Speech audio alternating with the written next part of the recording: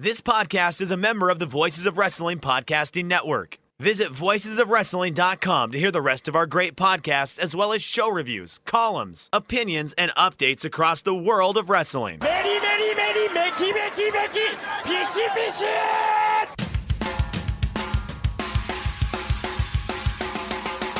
You are listening to the Flagship Podcast with your hosts, Joe Lanza.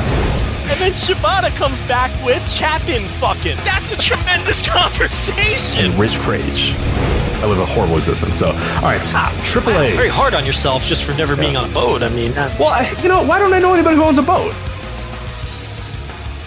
And we are live here on the Flagship Podcast. I'm Rich Crage. He is the king of banter, Mr. Joe Lanza. Joe, what's happening? Fired up, ready for a big time show. Yeah, so here I have a conundrum that I want you to try to solve, and maybe the listeners can try to solve as well. Are you down for that? And then we'll talk wrestling. They can't solve anything. We'll see. Hopefully they can, because I need this conundrum solved. So, all right. Bunch of dopes. Here's the scenario. Jesus, for the record, listeners, I want you to help me on this, and I believe you're smart, and you guys can help me on this. So don't let me down, though. Joe obviously thinks very low of you guys. I very highly of you guys. But okay. So here's the conundrum.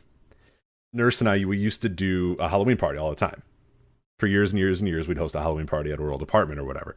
We moved to this new house and we did it one time or whatever, and then we stopped doing it. And then obviously last year was COVID and yada, yada, yada. So she has the idea this year, let's do a Halloween party. And I'm like, all right, whatever. Like, to me, I don't really care. It's not that big of a deal to me. They're fun. They're fun, but hosting a party... You're a man who doesn't seem like he enjoys hosting parties. Is that a correct assumption on my behalf? I'd rather jump in a pit of fire. I figure that's what you would rather do. So I'm like, yeah, all right, fine, cool. So like I started asking a bunch of my friends and a bunch of people, and everyone's like, yeah, sure, yeah, no. So we get a good amount of people that are down to come to this Halloween party. I get a text probably about 24 hours later saying, did you invite people to the Halloween party already? And I said, yeah. And she goes, I worked that day. Don't do that. Like, tell them it's off.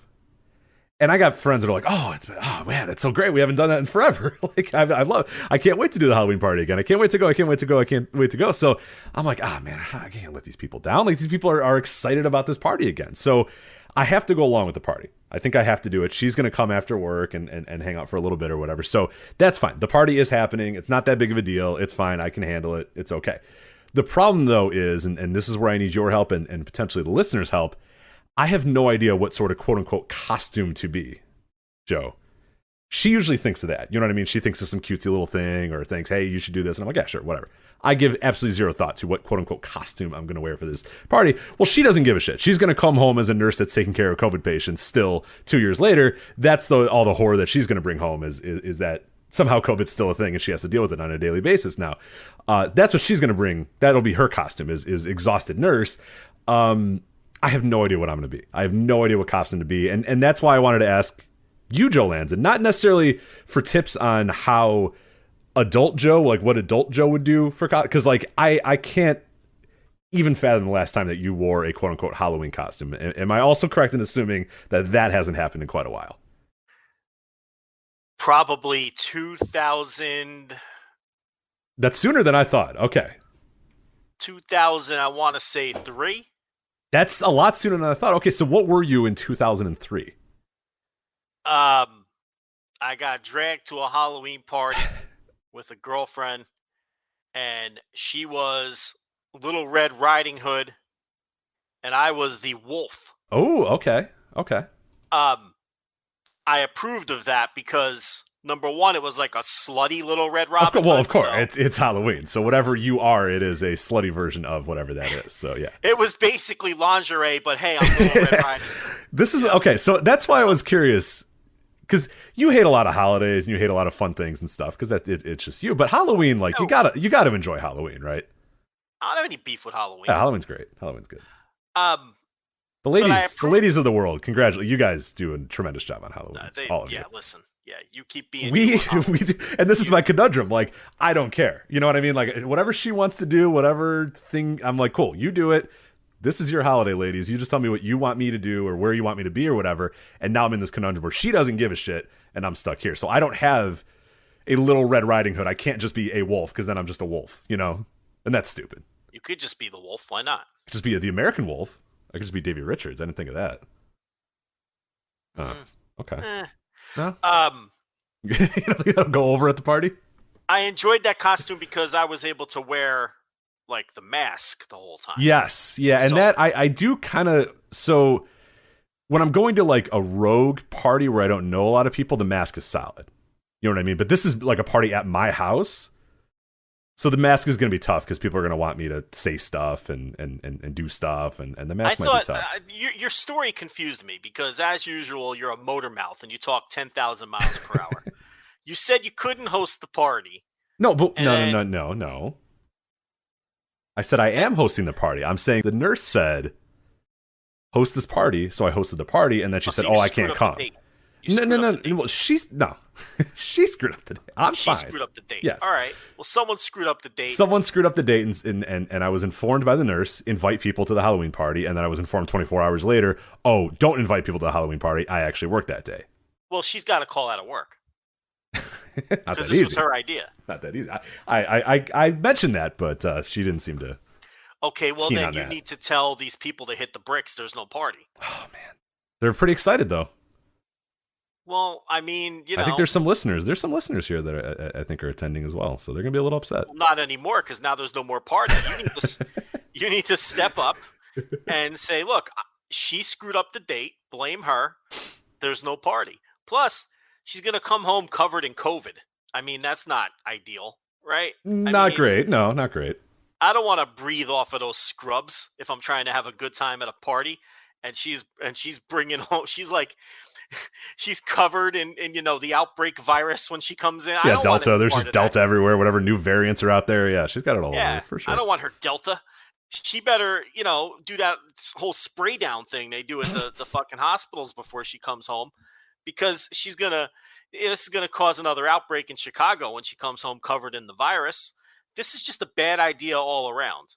So I don't have a costume suggestion for you. I have a cancel the party suggestion. Interesting. For you. Okay. And put all of the blame where it belongs On the nurse. on the nurse, who clearly screwed up the dates here. At least that's how you're framing it. She's not here to defend herself, so who knows? Yeah. Yeah, get the story done in the next 10 minutes or so, and then She's gonna come storming in the room any second now. right. You got about 10 minutes to continue this story, and then we'll move on to something much. And we're gonna find out it's your fault that the date got screwed up. It's not. I assure you, Even it's if not. it's her fault, we're gonna find Yeah. out. Oh, it's no your doubt. fault. No. Yeah. It's my fault for inviting people after she told me to invite people. That for sure. That's how that's gonna play out. Why'd you invite people so soon? I was like, well, I didn't know. Like, You were just following directions. I was. Yeah. You know. I gotta say, Rich, everyone in your life makes things difficult for you. Tugging my collar. Yeah, and my anxious personality doesn't love that. So that's So now you got this party coming over, and listen. I don't think there's any reason why you can't cancel this thing. Okay. I don't. That's my suggestion. But me canceling the party, all of my friends and people I know would expect that kind of behavior out of me. You might not be the kind of guy with the right kind of energy who could just cancel the party. And that's exactly it. It's probably too late to do it. I just sent around like a "Hey, who's all coming?" message like 2 days ago, because you know me, I'm not about to cancel this party and disappoint people, because I would just think the entire time, oh my god, I'm disappointing all these people that wanted to come to my party. That's all. If people didn't tell me they were excited, I would just be like, "Hey guys, can't do it." But everyone's like, "Oh, awesome!" And like, I don't want to let those people down. So now, yeah, I'm kind of caught between a rock and a hard place here. That I need to do this, and so we're getting some suggestions in the chat room. I in the No Dopes chat room. Obviously, if you're a Patreon member, $10 subscriber, you can get the live flagships every single week. Apple Picker was one, which is good. How do you dress up as an apple? I just me, and then I have an apple in my hand, maybe, I guess. So Well, that's easy. Maybe you should do that. that's not bad. The Fiend. Griffin wants me to be the Fiend. I'd have to buy the mask, though. That's a pretty expensive mask, right? Oh yeah, they rip those dorks off when they sell them that shit. So I'm sure it's very expensive to have like that fiend mask, the one with the teeth. I need the $5,000 belt too. So that ridiculous belt that they were selling. Yeah. J-Pop brings up a good one that unfortunately would just not. It would work for if this Halloween party consisted of listeners to the show, I would wear this costume, but unfortunately it doesn't.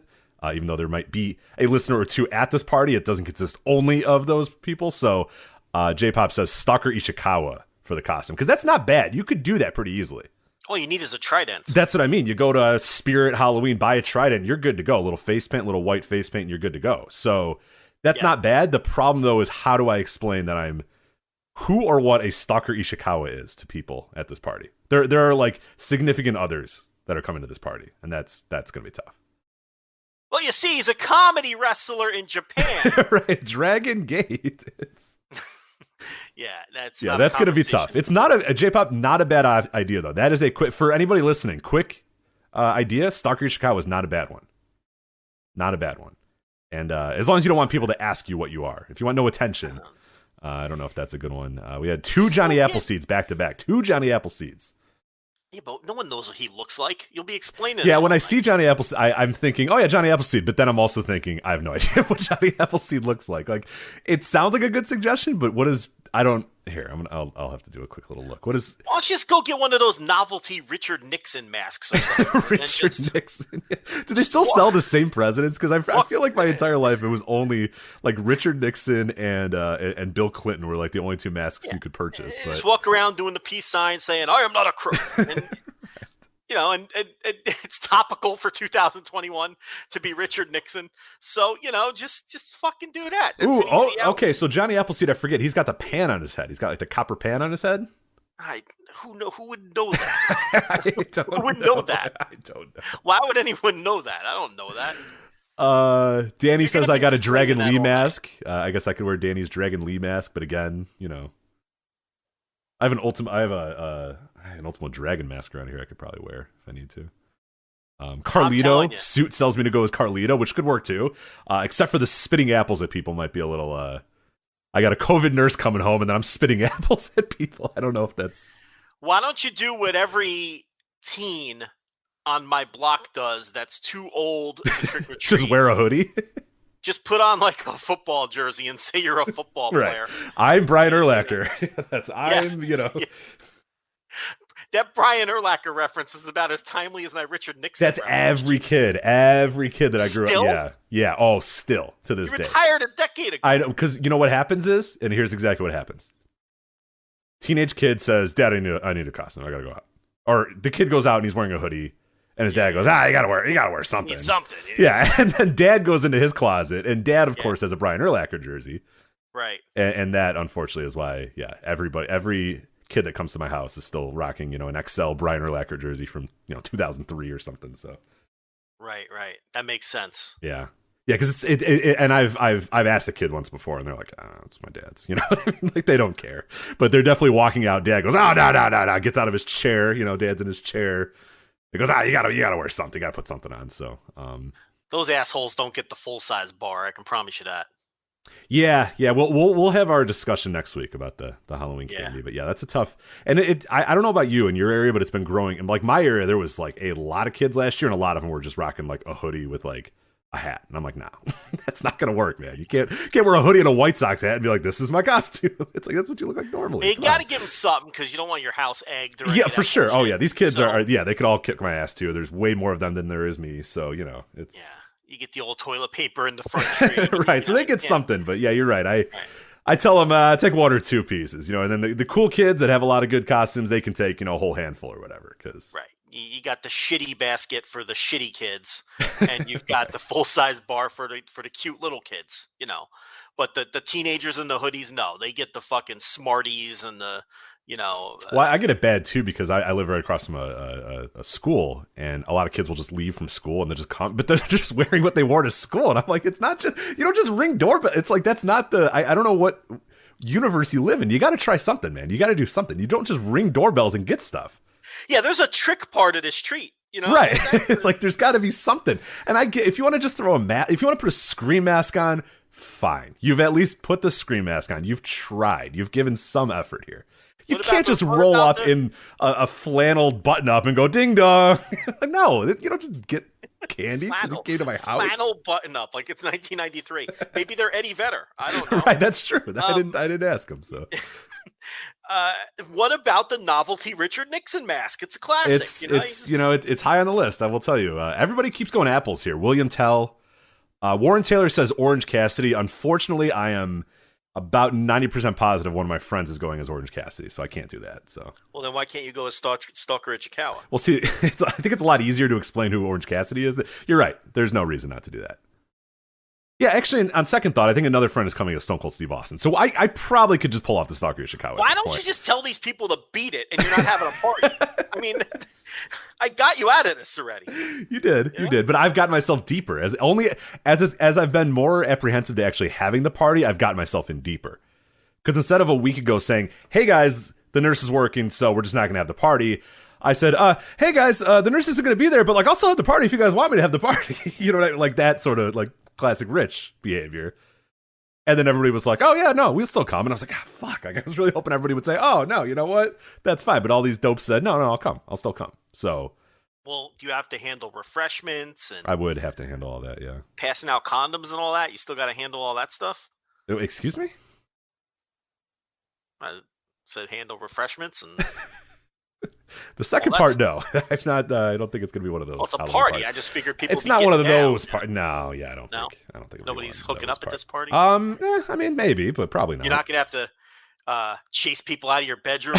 Don't think so. Getting finger blasted on your bed. You're not. I would certainly hope not. I mean, I guess that'd be a great party if it did come to that. That'd be pretty cool. But I'm guessing no. I'm guessing like me and my dork friends and their unfortunate significant others are going to be sitting out in my deck and they'll be talking about wrestling and.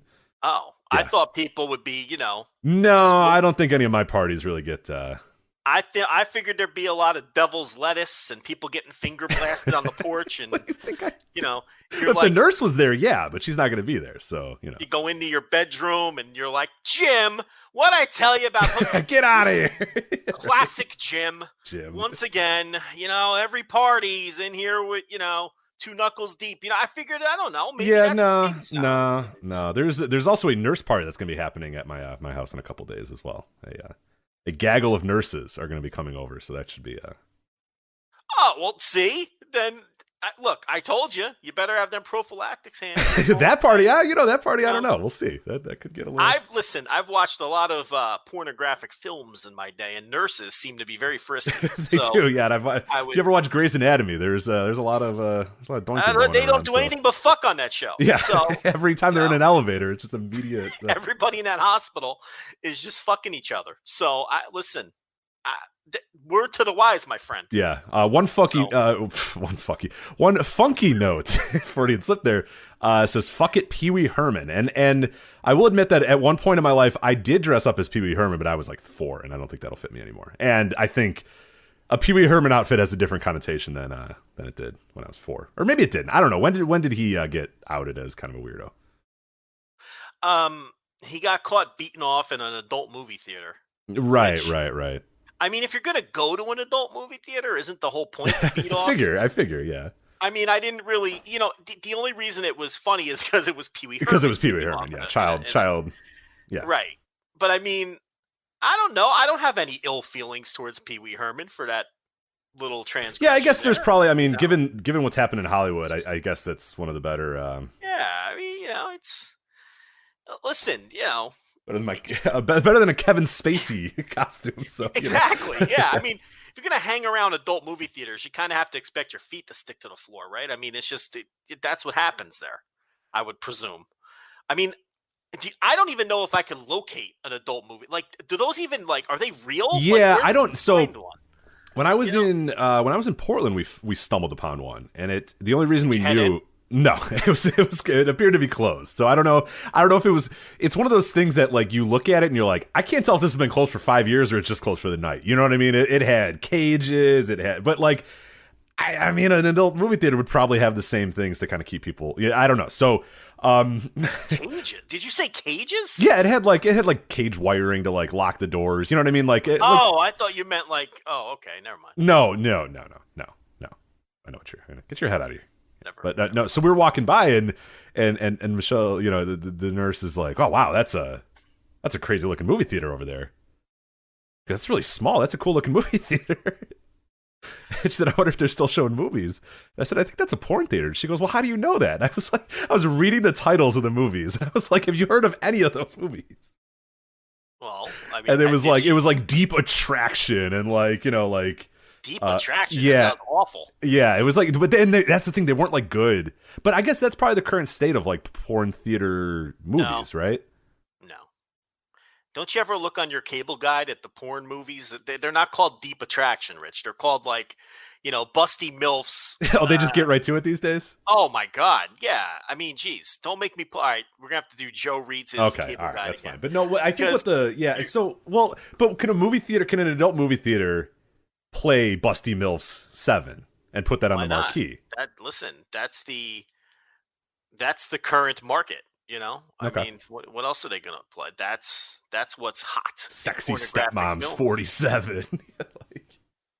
Yeah, I mean, what did you say? Hot Attraction? That sounds It was like terrible. fatal. No, it was like what was it? It was like Native Attraction or something. I don't even know what it was. It was strange. Yeah, it was an odd. Again, this theater may have been closed since 1984. I can't be certain of that. So I gotta say, it sounds awful. Whatever it was. it did not look like a place you want to go. So yeah, I can't find my porn channels. Obviously, I haven't been paying for them because I don't even know what numbers they are. But every now and then I come across these. Because I mean, why would you pay for porn on your TV? How does that business sustain itself? I don't understand how. that and the roadside ones. I understand that maybe some truckers or whatever would need it, but other than that, who's like pulling off on the side of the road to? They have phones, don't they? I mean, that's what I mean. Couldn't you just like pull off into the shoulder and get your phone ready to go? So yeah, but they're all there. There's a lot of them still. Yeah, I drive in Indiana, and they're all over the place in Indiana. So. Okay, Rich. Here's the current selections on the porn All channel. right, yeah. What do you got for me? Airing right now on the Reality Kings channel. Ooh, okay. We have Down on Their Luck Latinas Need a Ride. On the Penthouse channel, we have Stacked 18-year-olds Stretched and Satisfied. So they just get right to it. They don't. This is what I'm saying, Rich. Yeah, I kind of respect. I don't respect that. I respect a game of like trying to make I respect the Cinemax game, where you make it sound like it's a real movie, but in actuality, it's just a porn. This, what was it? Sexy Latinas Need Stretching. Like that's not. Come on. Freshman co-ed orgies, don't stop till we're all sticky. See, this is what we're dealing with here. Rich. They're just. See, that's boring though, right? That's kind of boring. I mean, I don't know what you're into. I'm not. What are the stories of those? What's the narrative here? Well, I'm glad you asked because there's descriptions on every one of them. So I don't know if we did. Okay, fine. Go ahead. On freshman co-ed orgies, don't stop till we're all sticky. It says, oh dear God. They're young, they're hot, and they want nothing more than to get into a big sweaty pile and that's lazy. Together. That's lazy. That's really Youthful lazy. inexperience and reckless sexual experimentation leads to the hottest group sex you've ever seen. So there you go. Yeah, that's boring. That sucks. Yeah. Yeah, I mean, there's others here that I'm not going to read because it's not the third hour. Right, but yeah, they get way more descriptive than that.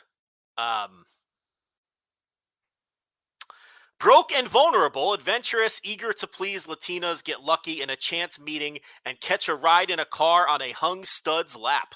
So that's Down on Their Luck, Latinas Need a Ride. Airing right now on the Reality. See now, okay, so now that's not bad. Well, it's a bit of a story there. It's right? a bit of a story, bit of a narrative. Yeah, you got to get, I appreciate that. Right, I get how a porn website would maybe not need, but I feel like if you're going to produce a quote unquote porno movie, you gotta give me something here. You need a little psychology. There's got to be a writer's room, where they're thinking, all right, so how do the sexy Latinas get stretched? Like, what are we going to do? And yeah, I think you got to at least think of something, right? I want to hear Rich say sexy Latinas get stretched. I will never say that ever again. So. I felt the embarrassment in your I'm voice. so ashamed that I said that. Yes, I'm Yeah. sorry. Your mother listens to this show, and this is like the first half hour. Yeah, so this is the part she listens to, which is horrifying. So.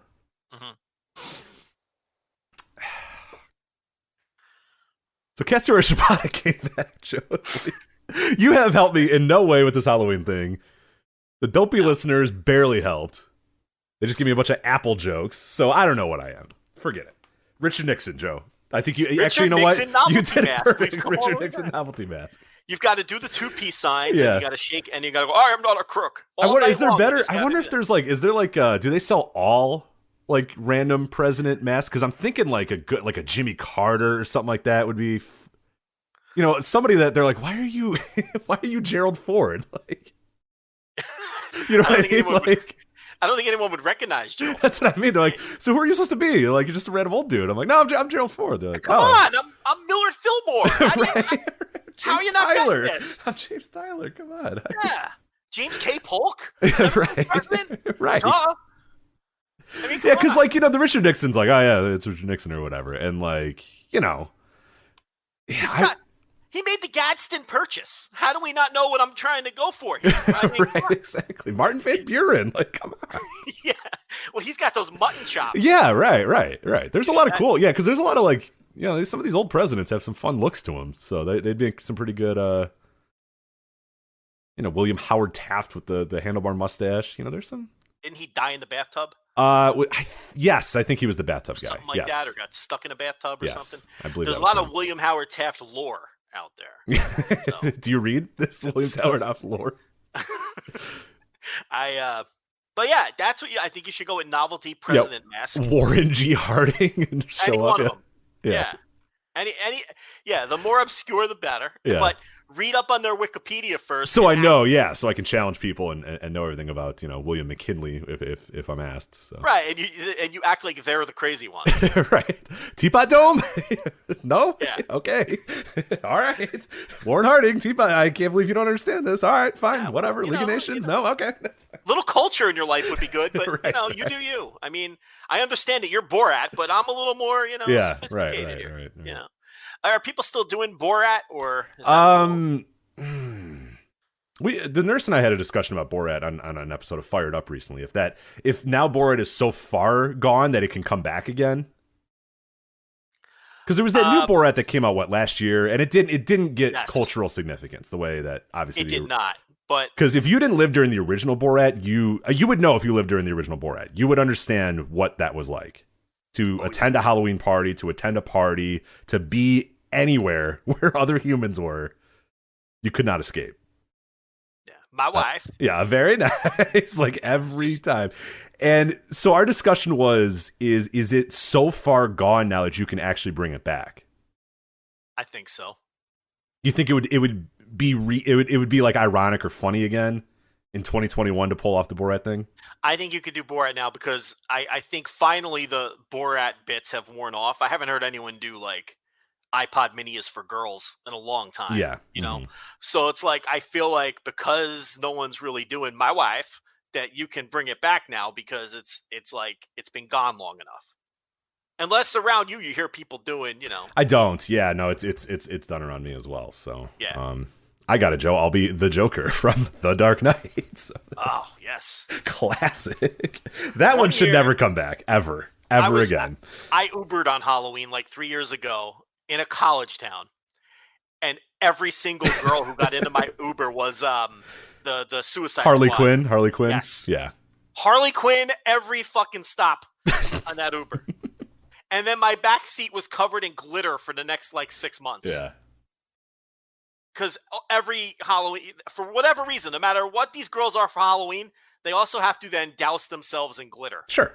So could not get the glitter out of the back seat for 6 months. And I saw every variation of Harley Quinn that you could imagine. So it'll probably be that way for the Joker would have been last year, right? I don't think they're going to do that this year.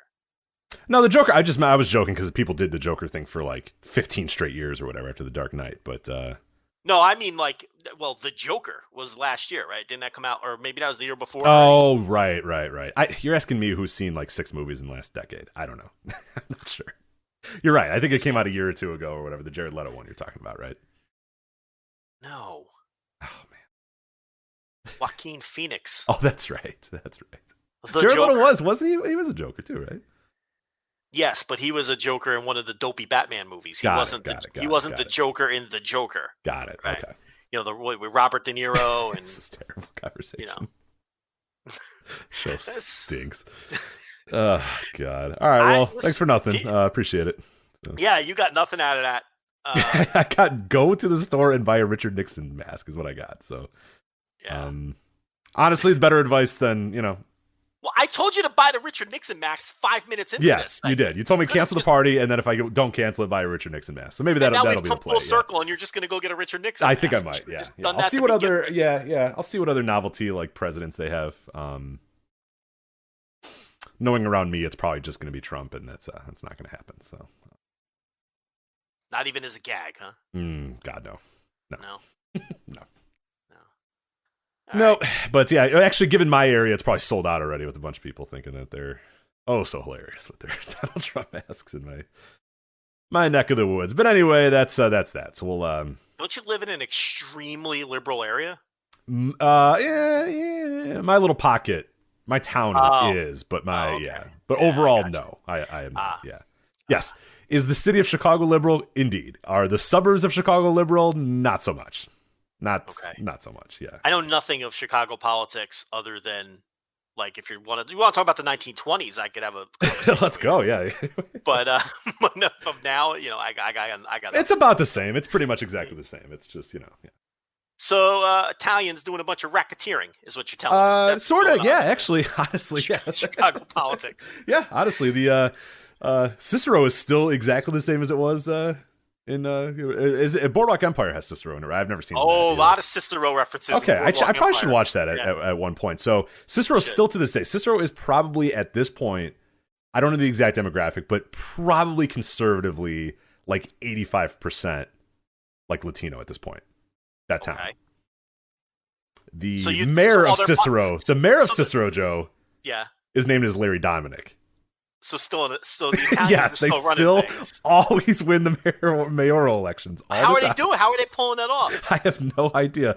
Betty Lauren Maltese, do you remember her? She got some fame for just like siphoning millions of dollars away from the town of Cicero as well. She's in jail. So, Cicero is exactly the same. The demographics have dramatically changed in Cicero. They couldn't be any different than they were in the 20s, but.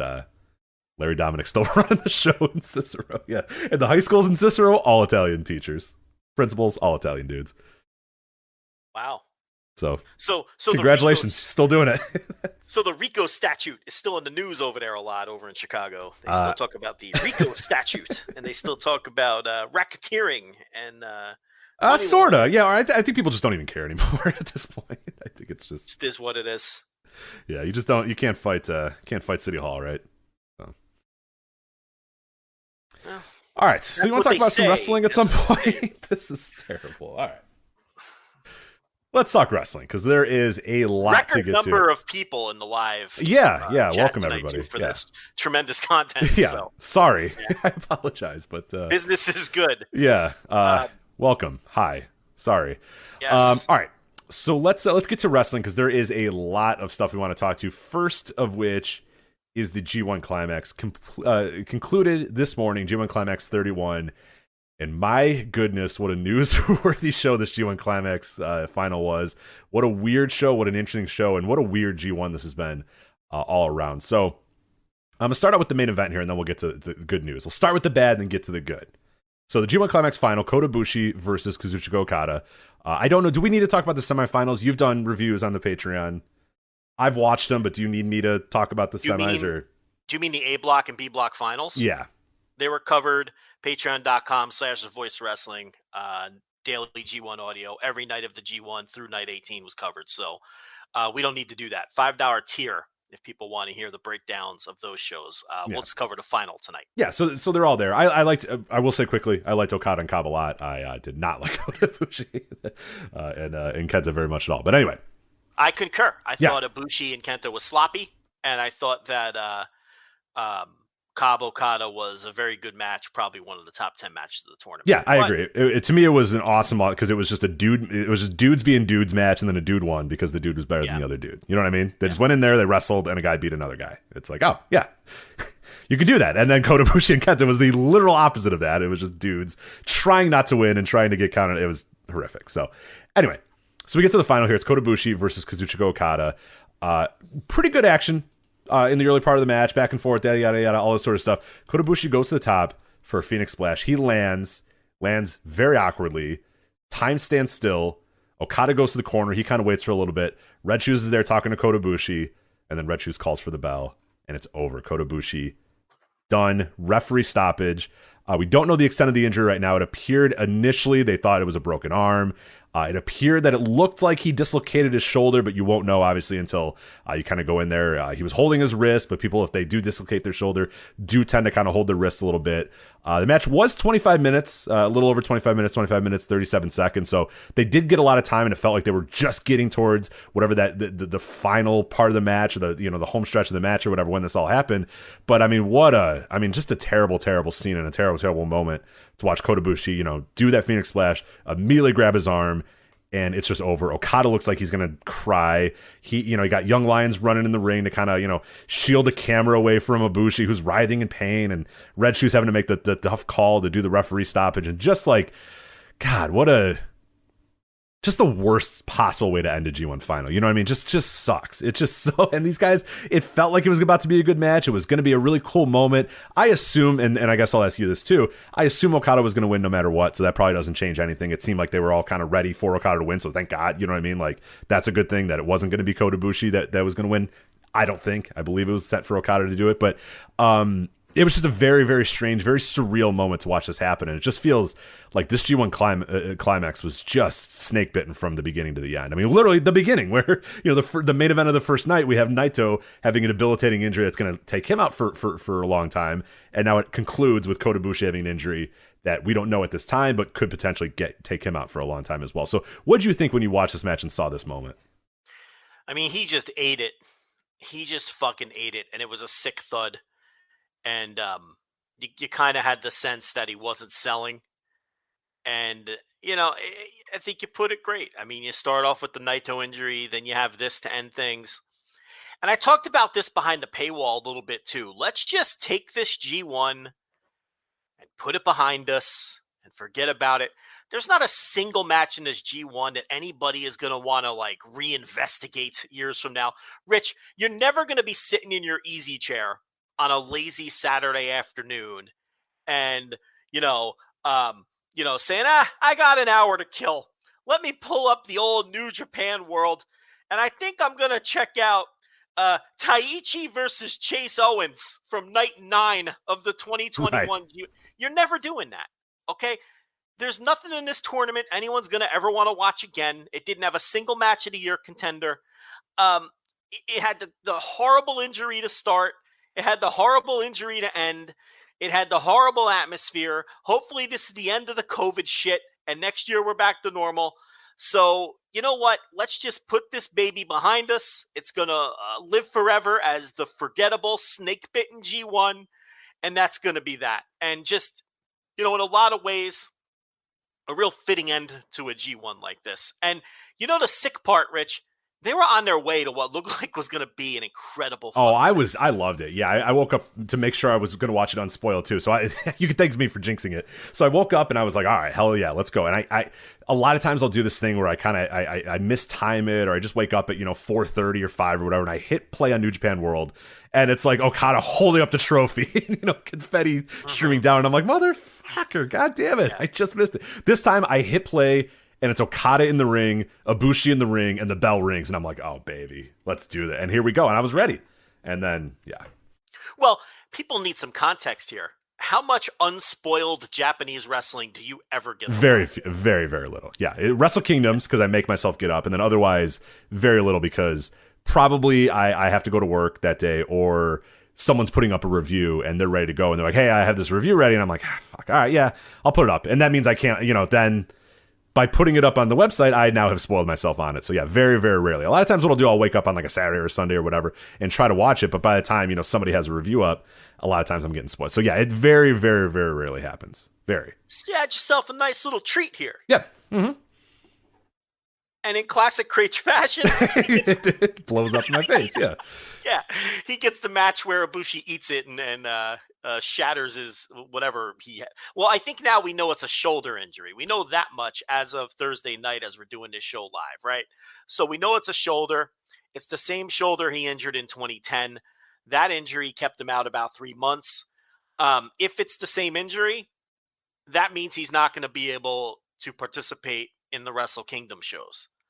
And that's going to be a major problem, especially if Tetsuya Naito is not able to participate in the Wrestle Kingdom shows because they've got 3 Wrestle Kingdom shows, Rich, and presumably they're going to do this big giant thing with all of these people claiming ownership of it. You got Will Ospreay claiming to be a champion. You've got Shingo, who is a champion, but Shingo didn't beat a champion to become a champion. He won a decision match to become a champion. You've got Okada talking about, I don't even who knows Shingo's what belt. we're gonna go. I have the exact quotes, so I can try to have Joe. You figure out what in God's name New Japan is trying to tell me with all this stuff. So the point here is, I think, because I don't want to, because we'll get to the Okada stuff. But my point here is that clearly with the 3 Wrestle Kingdom shows and all of this title dissension, people like Ibushi and Naito were going to be part of that in some way. I mean, they're top draws and they're top stars and they're involved in this mix. But now they are both major question marks. And it would be one thing if you just had the traditional one Wrestle. If this was 3 years ago, okay, this isn't that big of a deal. Because you just do Okada versus Shingo and you're good. Or you do Okada versus Ospreay, whatever. You're fine, right? But now you got to fill 3 Wrestle Kingdoms worth of shows with 3 main events, and you've got 2 of the guys who were in the mix who are now 2 of your top stars won't be able to wrestle.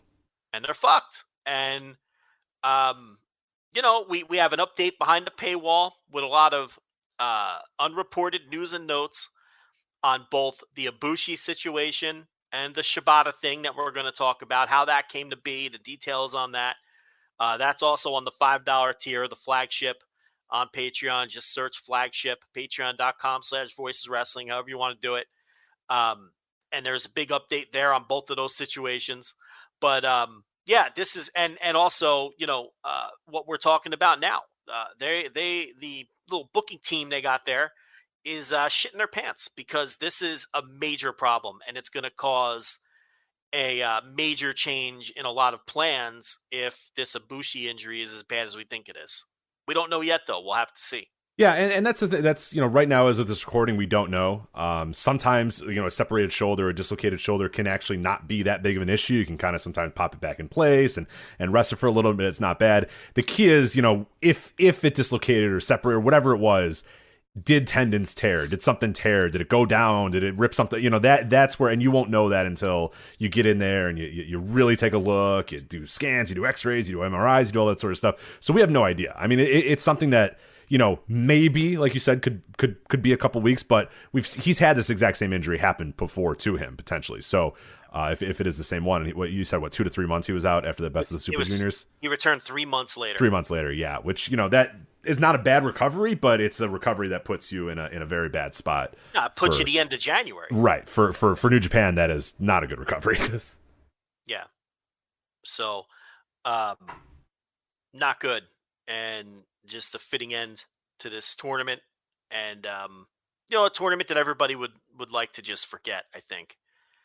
And I think next year, I do think, with COVID out of the way, and they're able to get their full crew together. The New Japan roster is stacked. When you look at their roster from top to bottom, which is spread all over the world right now, if they can get everybody in the same building, they're going to have some killer shows next year when the crowds come back. And I really think that they can have a tremendous G1 field once they get everyone back together, all the gaijin, all the new talent that they're building up on the American shows. And I think that they are going to put together a tremendous G1 because they have to know that these last 2 G1s, and especially this one, were not to the typical G1 standard. And I think they're going to have something to prove next year. I really do. And I think it's going to be great to have full buildings again for the G1. I think it's going to be great to have full buildings for New Japan and fans that are able to be vocal. And I think that New Japan is going to be back. I mean, even with all of the handicaps, they're still arguably the top in-ring promotion in the world, and that's, and even with all of the handicaps that they've had. So I think they're going to be back with a vengeance at some point next year, but they got to find a way to piece together this Wrestle Kingdom show because this has a chance to really be a mess. And, if they can get the Gaijin back in, if you can get Will Ospreay back in the mix and Jay White, I think you can piece it together. And I think you can be okay with Okada and Shingo. Maybe you have to get Evil in the mix. I know people don't want to hear that, but you can maybe piece this thing together. But get through Wrestle Kingdom, get everybody vaccinated over there, put COVID a little further in the rear view, and I really think New Japan is poised to have a big bounce back year next year after 2 years of, let's call it what it is, just a lot of bad luck, misfortune, and utter shit. Yeah, it is rough, and it did. To me, the problem was it really felt like this night, like that Okada and Ibushi were out there to have like a match that finally let people know, okay, look, it's not all the way back. We're, obviously the atmosphere is kind of tough, but like here's Okada, and like the story of it is going to be, and it's clear that when it was done, what they wanted the story to be with Okada is that he's sort of righting the wrong of whatever these last few years have been. The last few years have been a disaster, but I'm back. It's me. I'm under control again. I'm bringing the old title back. All this other stuff's stupid. Like, there's a story and a narrative that is like, we have returned. We are coming back. We're seeing ourselves out of this, and we're moving on. We're moving, not necessarily back, but we're moving forward with, the old ideals in mind or whatever. Stuff like that was like, okay, yeah, cool. It all kind of worked. And then, yeah, it ends with Ibushi, blowing his shoulder out, Naito not being able to come back for a while. And it just leads to, now you're like looking at these 3 nights of Wrestle Kingdom and just being like, oh my God, what are they going to do to make this work? And yeah, like you said, hopefully they can get some of the New Japan Strong talent in, some of the American talent in, some of the Gaijin talent in, because that would really, really help. Because ultimately, if you bring the entire world roster of New Japan together and combine that with the relationships that they built up over the last 2 years, you can make yourself a very good roster, a very good card, very good roster, all that sort of stuff. It's so hard to know what it's going to look like in January, and I'm a little worried, but hopefully, yeah, we're in the tail end of whatever this New Japan thing has been. I mean, it feels like it can't get worse than it has been, right? I mean, especially with the run of luck that they had. That's what I mean. Like, I don't think you can get this. I mean, just this year alone. I mean, Will Ospreay gets injured, That's right, while he's champion. Kota Ibushi gets injured while he's champion. It's just, you had Kota Ibushi, Will Ospreay, and Shingo get their big crowning achievement moments in front of clap crowds. Yeah. And 2 of those reigns ended with, didn't end with, but, were mired with injury, in one case injury. It's just, on top of all this other shit that we're talking about. And, when their roster, when it gets back together, is still probably the best roster on earth. And I think they're going to have something to prove when they're able to get back in full. And I think that fans are going to be hungry to buy tickets and fill those buildings and cheer and go to these shows proper. So I am look, we've been hard on New Japan at times. We've been understanding but honest when it comes to New Japan at times. And I genuinely believe that they're poised for a really big 2020, provided that, we finally have a break in the clouds with this COVID stuff over there. For sure. No, I'm with you. What the crowds have done for AEW. I mean, look what the crowds have done for AEW. I mean, it feels like the hottest promotion in the world. And I feel like New Japan could have that same kind of resurgence when they get everything back together. Absolutely. Yeah. And like, yeah, for all that, we've been pretty critical of them and all that sort of stuff, but I'm still rooting for them. You know what I mean? It still would be a lot better if New Japan ruled, it'd be a lot better to be able to do that. Cause it's like you said, it is, to me, arguably the best roster in the world when you really take it in totality, when you really look at up and down. I mean, it is almost unmatched in terms of how great of a roster it is. And yeah, I want them to succeed. I want that roster. I want to see that roster at its full power with its full capacity. And hopefully it does happen sooner rather than later. Joel, Super J-Cast Joel brings up a good point. 50th anniversary next year for New Japan as well. So yeah, that's a big deal for them. So yeah, let's keep our fingers crossed that the COVID in Japan gets right and they can just go out there and have giant crowds and go nuts and just get back on track and just have a great year and just put all this shit behind them. And the other factor too is now that all of the uneasiness is gone between AEW and New Japan, and they're clearly working together and helping each other out, at least for now. These things tend to, but for now, things are good between the 2 promotions. I mean, that's going to open up a ton of possibilities too, because, that's when AEW can send people to Japan to work some of these tours and whatnot. So, when you really try to forecast what's coming,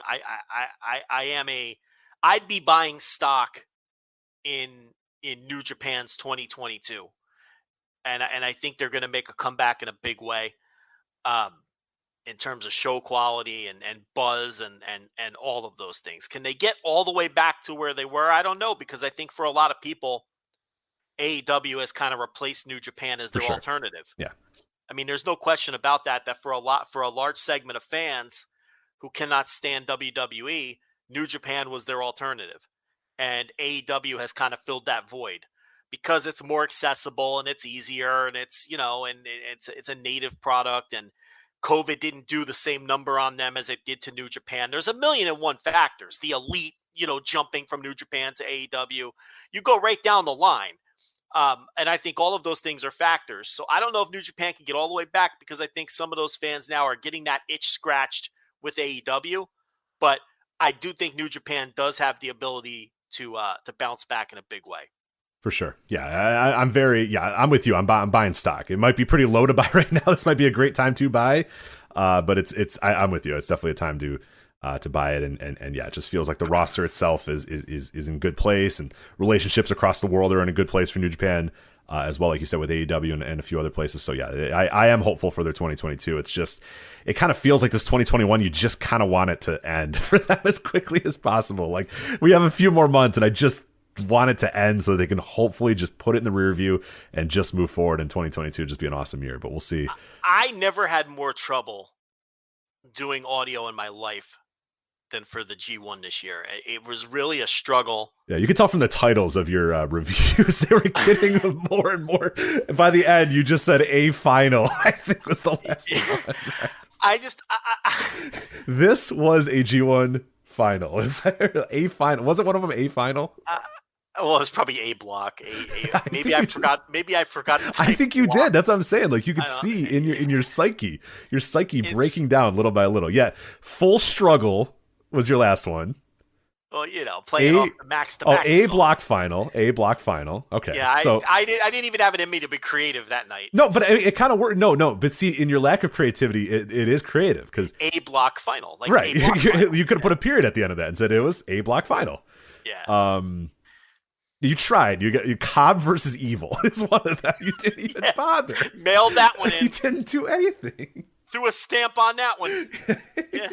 Cobb versus Evil. That's all you got for me. Okay, can I explain that one? Okan three-peat. I like that one. It's not as lazy as you think, Cobb versus Evil. I'm going to tell you why. Because, listen, let's face it. I'm not insulted. I know you didn't listen to any of this shit. So let me explain. I was desperately trying to look for narratives to latch onto, things to talk about, through lines. Rich, you do audio.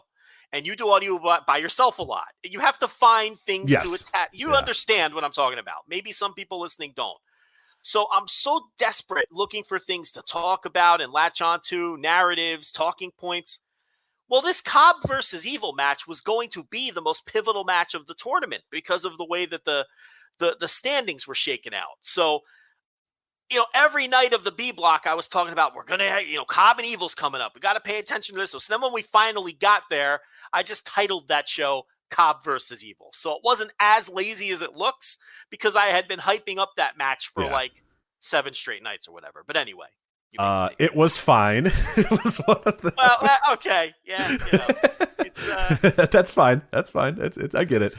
Okan delivers again. Respect Taichi. Great Okan. So Okan was clearly inspiring you throughout this. All caps with the great. Yeah. All caps there. Scrolling down. This is the G1 Climax with an exclamation point. So there must have been like a 3 3/4 star match. Yeah. On that show. And then the one before, it is what it is. It was the one before. So. Get excited. It is what it is, Joe. Yeah, great teaser to get people excited about the audio. It was a show. It was what it was. Great. Awesome. An examination of my psyche through this march through the G1 through the show titles. The B is for boring. Clap, period. Get into it, period. Is that a real title? Yes. They are who we thought they were. So you're getting Dennis Green going here. Oh yeah. Good little tournament, decent little cards. You went back-to-back little. Good little tournament, decent little card. And then you just kind of played up Max the rest of the times as well. So yeah. I did a little singing of Max to Max too on a couple of them. Did you? Yeah, I this morning's show. Did you watch this morning's show, right? Is that the one where Charlton, or was it the night before where the Max? No, it was the night before where they showed up. Yeah, what was the great Charlton line? I don't want to blow it. He was just like, that just kept going, huh? Yeah. Let me get I have it in my notes. The exact line. It was so good. I can't deliver it as good as he delivered it. We should have grabbed the audio and played it here for you, but it was very British. Yeah, it was aggressively Charlton, and it ruled. Yeah. And he's just like, Kelly's like, oh, there we go. It's Jam Project with Max the Max. And Charlton's like, well, that just kept on going now, didn't it? It was just, I was crying. I had to rewind and listen to him say it again. It's so good. We're not doing it justice. We are not remotely doing it justice. No. You have to go listen to it. It's incredible. So no, I was texting people. I was like, listen, I know you're not watching the new one. You gotta watch this. Yeah. You gotta go watch Charlton react to the Jam Project Max the Max song with the lead singer, that Onita. You gotta go watch this. That was a tremendous line. He was very funny there. But I didn't realize my titles were that depressing. Yeah, pretty depressing. But it was so hard to find things to talk about when every match is like 3 1/4 and there's no crowd. And man, it was just so hard. Like by the time I got to like night 8, I'm like, I cannot do 10 more nights. I can't do it. But you did it.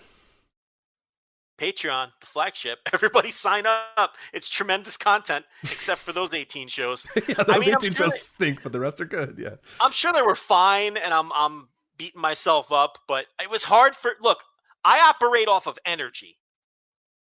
People know that. I couldn't muster up energy for these shows because the energy of these shows was dragging me down to their levels. It was definitely not easy. So. But it's over. We got through it, and I'm looking forward to next year. Let's get into these, Rich. Let's get into these Okada quotes after the match because this. Let's do it. Then we'll talk about the great news, the one that I think we'll all be jazzed up for and ready to talk about. So, okay, what's next for Okada? So Okada wins via ref stoppage. Wins the G1 Climax. This is his third, fourth, right? Third. I forget which one it is. Wait, who? What are you talking about? Okada. How many G1s is this for him now? This is third. Okay, He's been in 3 finals. He's won all 3 of them, and it's been 7 years since he won his. Can you believe? I feel so old when they said it's been 7 years since he's won this. I was like, oh god, like it's been 7 years since he's been in a final. Yeah. Would you have said if someone put a gun to your head? No, I would have said 5 tops. I would have said 4. I would have said 4 or 5 for sure. You'd be dead. You would have lost. If they said, gun to your head, has Okada been to a G1 final in the last 7 years? You would have said, of course he has been. Right. I did a show. I did a show the night after, of course. I know he's been, for sure. Yeah. But I did do a show after. But we've just been doing a show for so damn long that, yes. Unbelievable. So, okay. So this is Okada. He goes to the back. He's doing the this was incredible, too. Just a great team leader for Chaos here, Okada. So all his boys are back there. They all grab a Zima from the bucket. Of course. They grab Zimas, they tap them together, they all pull it back, and then Okada goes, all right. Can you get Zima in America? You used to, as of a couple years ago, you could, but now I don't think you can again. That shit was hot like when I was in high school. So they brought it back because you know how they're always trying to, like, everybody's just trying to get at 90s nostalgia in any way, shape, or form. So I want to say about 4 years ago, it came back in America, and you could find it in America. So we bought some. It was not great. It was okay, not great. And it has since disappeared again, I believe. So, okay. So sorry, no Zimas, but you've never had a Zima, so you can't say. So, I am a teetotaler, sir. Yeah. To bring it back to Boardwalk Empire again. I was told you used to the kids in your day, Joe, would drop Jolly Ranchers in it. Drink it that way. Oh, was that the gimmick? We tried it, and it does help it a lot. It does, because then you're just drinking a delicious Jolly Rancher flavor. Well, if you have to do that to something, why not drink something that tastes exactly good? Right? And that's my oyster theory as well. Is I've had good oysters before, I have, but most oysters people are like, oh yeah, well, so you grab like this lemon, you squeeze the entire lemon on it, then you put this 8 gallons of hot sauce, and I'm like, I'm just gonna get something that doesn't require all this. Yeah. Again, no, it sucks. But if you put lemon and hot sauce and I'm like, I'm just gonna get like a good piece of fish then that I don't have to do that too. So, but I've had, for the record, I have had good oysters before. But most oysters, you are so afraid to be off-putting to any. Like you're afraid. I don't want oyster stands getting mad at me. So yeah, it's incredible. Rich, you can bury the oysters. It's okay. I don't want oyster Twitter to get all mad at me. So okay, you can bury the oysters. It's fine. Like it's okay if someone out there thinks you're an someone's asshole. gonna say, "Well, actually, the oysters from this." Yeah, and you could just be like, "Fuck off! I don't care what you think." Yeah, right. It's just the oysters, Rich. It's just oysters. Anyway, so here's Okada. So the best part of this, okay, so all the Chaos guys are back there, and they're like, yeah, and then Okada, I don't know what he says, but he says something to like tell them to hit the bricks and get out of there. So he essentially says, grab your Zimas and get out. Great leader as always, Okada in Chaos. Beat it, Yoshihashi. I don't know why these men follow this guy. Yeah, he's never been a good leader. He does not care about them in any way, shape, or form. So he says, yeah, grab a Zima, tink. They all take glasses. They take one sip, and he goes, all right, get to the back. Yeah. G is for get lost, Goto. Hit the bricks. Right.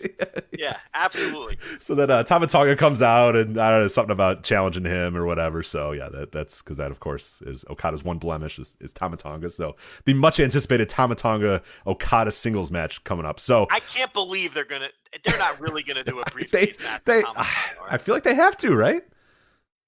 Because I thought when Tama and Tangaloa each defeated one member of Techers that they were setting up. Yeah, put them over there. Yeah, so if they're involved in a tag team title program, that won't leave much room for Tama Tonga to have a briefcase match. But incorrect. Today, Kevin Kelly said Taichi's taking some time off. So maybe they are going to do they're really going to give us Tama Tonga versus Kazuchika Okada. I mean, this is why the roster got to get put back together, Rich. This is unacceptable. But anyway, go ahead. Okay, so then we have question and answer with Okada. So, all right, This is from New Japan's website. You said you wanted Ibushi once again, and then something about that belt. Can you explain what it is exactly you meant? Okada's response was, there was the 4th generation IWGP belt, and another one. Ibushi was the one that brought them together. I don't plan on calling myself the IWGP Heavyweight Champion per se, but that I should be holding that belt as proof of what I've done and my promise to face Ibushi. I'm the champion of this G1 after all. Usually guys have a briefcase with them, right? It's no different. I can have a contract as well. Okay, stop. I know what he's saying here. He said there used to be that 4th generation belt, the one that we all like and we all thought they shouldn't have gotten rid of. He said Ibushi brought that together with this other goofy thing. Okay. So he doesn't want to call himself the IWGP Heavyweight Champion. He's kind of saying he preferred it the old way is what he's saying here. It looks like that. Yeah. He says, usually guys have the briefcase with them. It's no different. So he says, but I should be holding that belt as proof of what I've done. So clearly a tip off there that I think that belt's coming back and I think Okada's holding on to it for the time being is how I read it. That's kind of how they do things. Yeah. So you could be right, which means Shingo will be running around with the heavyweight title. Ospreay will be running around with his version of the heavyweight title, and Okada will be running around with the old 4th generation title. Yeah, well, maybe we'll get because Okada's reasoning is, well, I beat the guy who last held that one, so you should give it to me. Which I don't know if I agree with that reasoning, but that's what he's saying. Anyway. Okay, so it says here, so you plan to then challenge Shingo Takagi, and Okada says, challenge me? So typical Okada. Typical himbo Okada here. Yeah, so then they say for the IWGP World Heavyweight Championship. And he says, no, he should challenge me. I'm the champ now. He isn't. Okay, stop. So, again, I think what he's saying is he doesn't care about Shingo's belt like this new Yeah, thing. he thinks that new belt is dumb and stupid and doesn't matter. And he's saying, I beat Ibushi, who technically was the last guy to hold the belt I care about. So he's saying he's like the lineal champ or something, is what he's saying. He's saying because he just beat Ibushi, he already has the title he wants. That's what I think he's saying. So anyway, go ahead. So it says, so not the IWGP World Heavyweight Championship, the IWGP Heavyweight, ? And he says, Okada, it's always been the IWGP Heavyweight title for me. This tournament had champion in it, and I still won. I mean, if he wants to do it, sure, then we can. I know before the G1 has challenged for the title. But if it's for the World Heavyweight and not the Heavyweight title, then no, you come and challenge me. Who do you think is better? Who do you think is more better to fire up New Japan? Who won the G1? Shingo? No, me. Who brought the most in this tournament? Me. So there you have it. Okay, stop.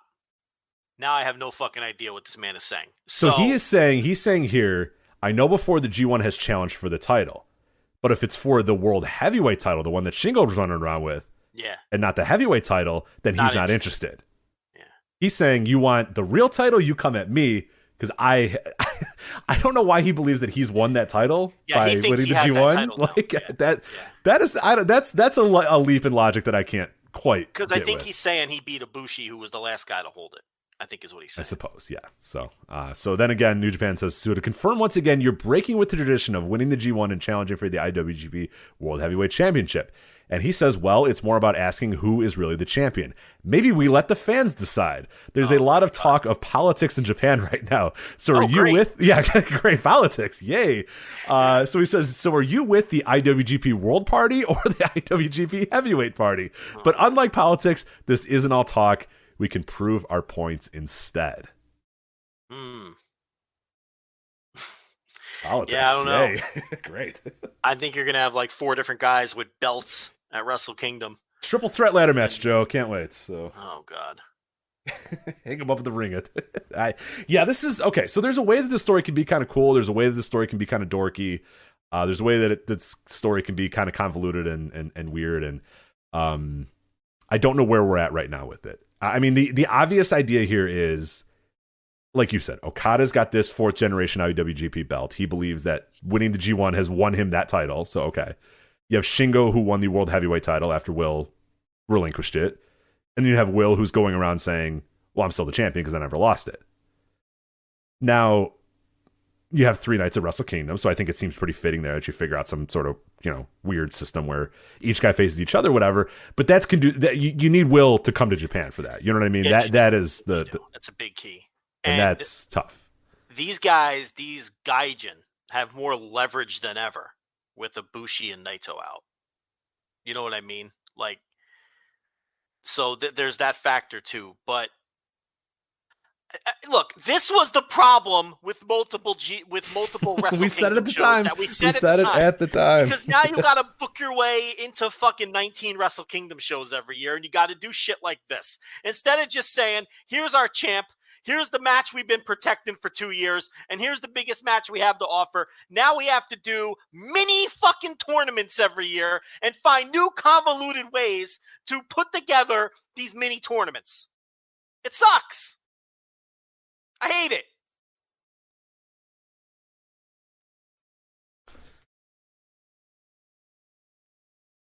Sorry. Battery issues. Hello. Are you still there? I'm here. All right. Sorry. My mouse is being weird. People have maybe heard. Don't worry. I was yelling. Okay, good.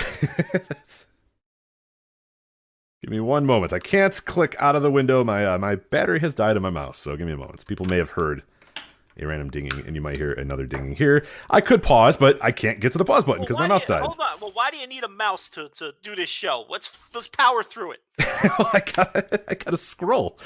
I gotta see the sheet here. All right, let's see. Are we back in business? Sheet. All right, let's see here. All right, go ahead. Yeah, because I can't do anything yet, so knock yourself out. All right, so that's the Okada stuff. I guess we'll go over this show. How much of this show did you watch? Well, I saw the big moment that I guess are we going to get there chronologically? So, okay, so I saw... Oh, yeah. Let's talk about Shibata then. All right, I forgot. Yeah, let's fucking do that, man. Come on. Jesus Christ, Katsuyori Shibata came back. Yeah, he did. So, I will read right off Rich's notes since he's panicking over there because he can't read off the sheet here. So, I want to make him feel as comfortable as possible. So, it says here, Shibata's return. Zack Sabre Jr. entered the ring for an announced segment. We were told by someone in the room, all caps, that nobody knew about this. We were actually have this multiple sources that nobody knew that this was happening. This is all in the report behind the paywall on the Flagship Patreon that we put up today, by the way, in more excruciating detail. This came as a complete surprise to everyone working in New Japan, as this match wasn't previously scheduled and didn't even get a test run when they did the run-through earlier in the day. The 2 out of 5 minute UWF rules exhibition match. The match ended in a draw, a handshake, and Shibata saying, "Next time when I'm in this ring, it's going to be a match." And then Rich typed, "Fuck yes." So there you go. Yeah. So awesome moment. Yeah, so no one knew this was happening. We are told that really the only people privy to it were Gato, Shibata, and Xavier Jr. So Shibata has basically, and again, if you want full details on this, Patreon, Flagship Patreon, there's a big write-up on everything that happened at this show. But Shibata's basically been lobbying to come back for a long time. He pitched this since he was going to be there anyway to do commentary or something. And it was a hard sell, but Gato finally gave in and thought it was a good idea. They kept it a secret. Even when his music hit, nobody in the back really, Charlton and Kelly, that was a shoot. They didn't know what was going on. Nobody in the back knew what was going on. And they went out there and had their little 5-minute match. It was a tremendous little 5-minute exhibition. I loved it. Yeah, it was really, really fun. Why can't all the matches be like that? Why can't, when they do their grappling in these matches, they can't go hard like this? It's like the thing I talk about where, like, when these guys are young lions, their grappling is always so good and sound and interesting and builds and has something to do with the match. And then these guys just get out of their young lion stage and they get into their gimmicks, and then the grappling is just lazy and it's just there to be there and it never means anything. I mean, I would love like grappling in my pro wrestling if it was always like this, but it never is. That's always my complaint. And that's why wrestling snobs always get mad at us. But I'm like, hey, look, if you just go out there and do lazy grappling that doesn't mean anything in the larger context of the match, it doesn't work into the psychology of the match, and you're just burning 5 minutes off of your allotted time, then I'm not interested.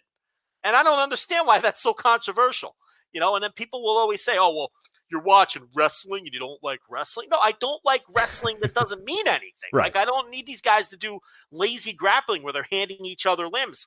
If they did this kind of shit all the time. Oh, yeah. Shibata put him in that baby. octopus hold, or put him in that, and then just like fucking stuck his elbow into his ribs. It was like, yeah, motherfucker, what are you going to do now? And I'm like, hell yeah, let's go.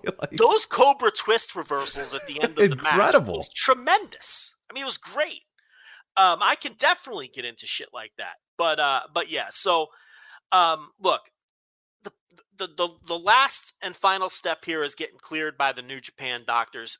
My gut, and this is not something that we reported behind the paywall, and this is not something I'm reporting now.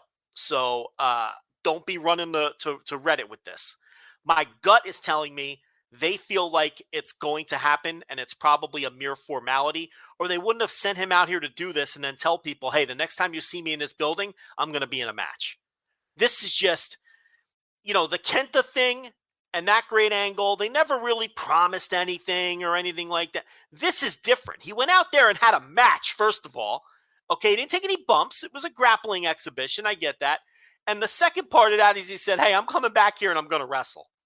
And we all know, or now we know, if you read my report, that he's been trying to get cleared and he's been trying to talk these guys into, he's been pitching all kinds of ideas.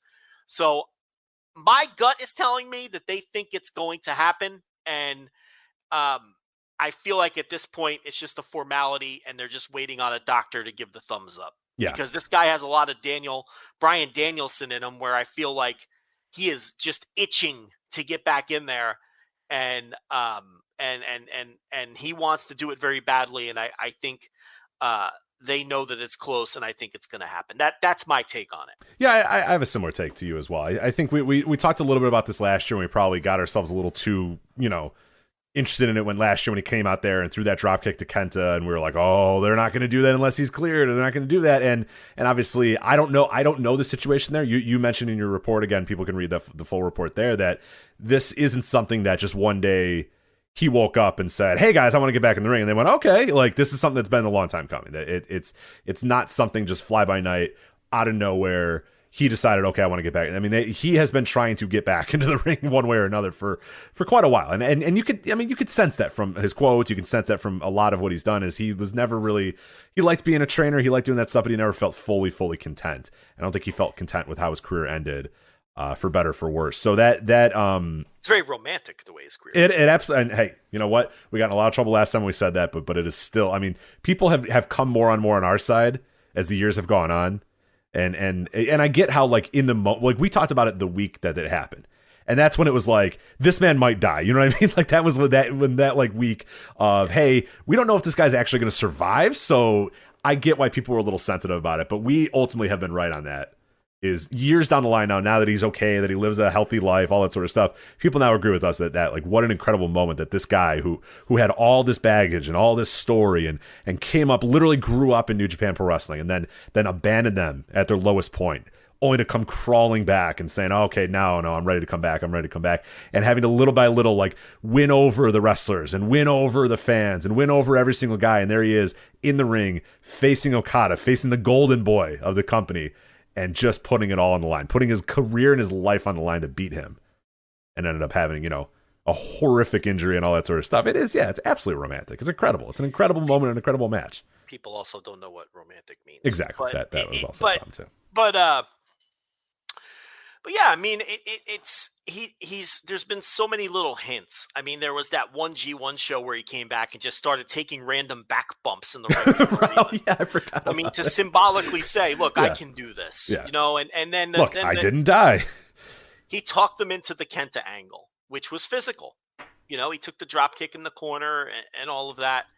And, and now this, I mean, this is a guy who wants to get back in there, and you can't tell me he's not in that gym, in that LA dojo wrestling every day anyway. I mean, so,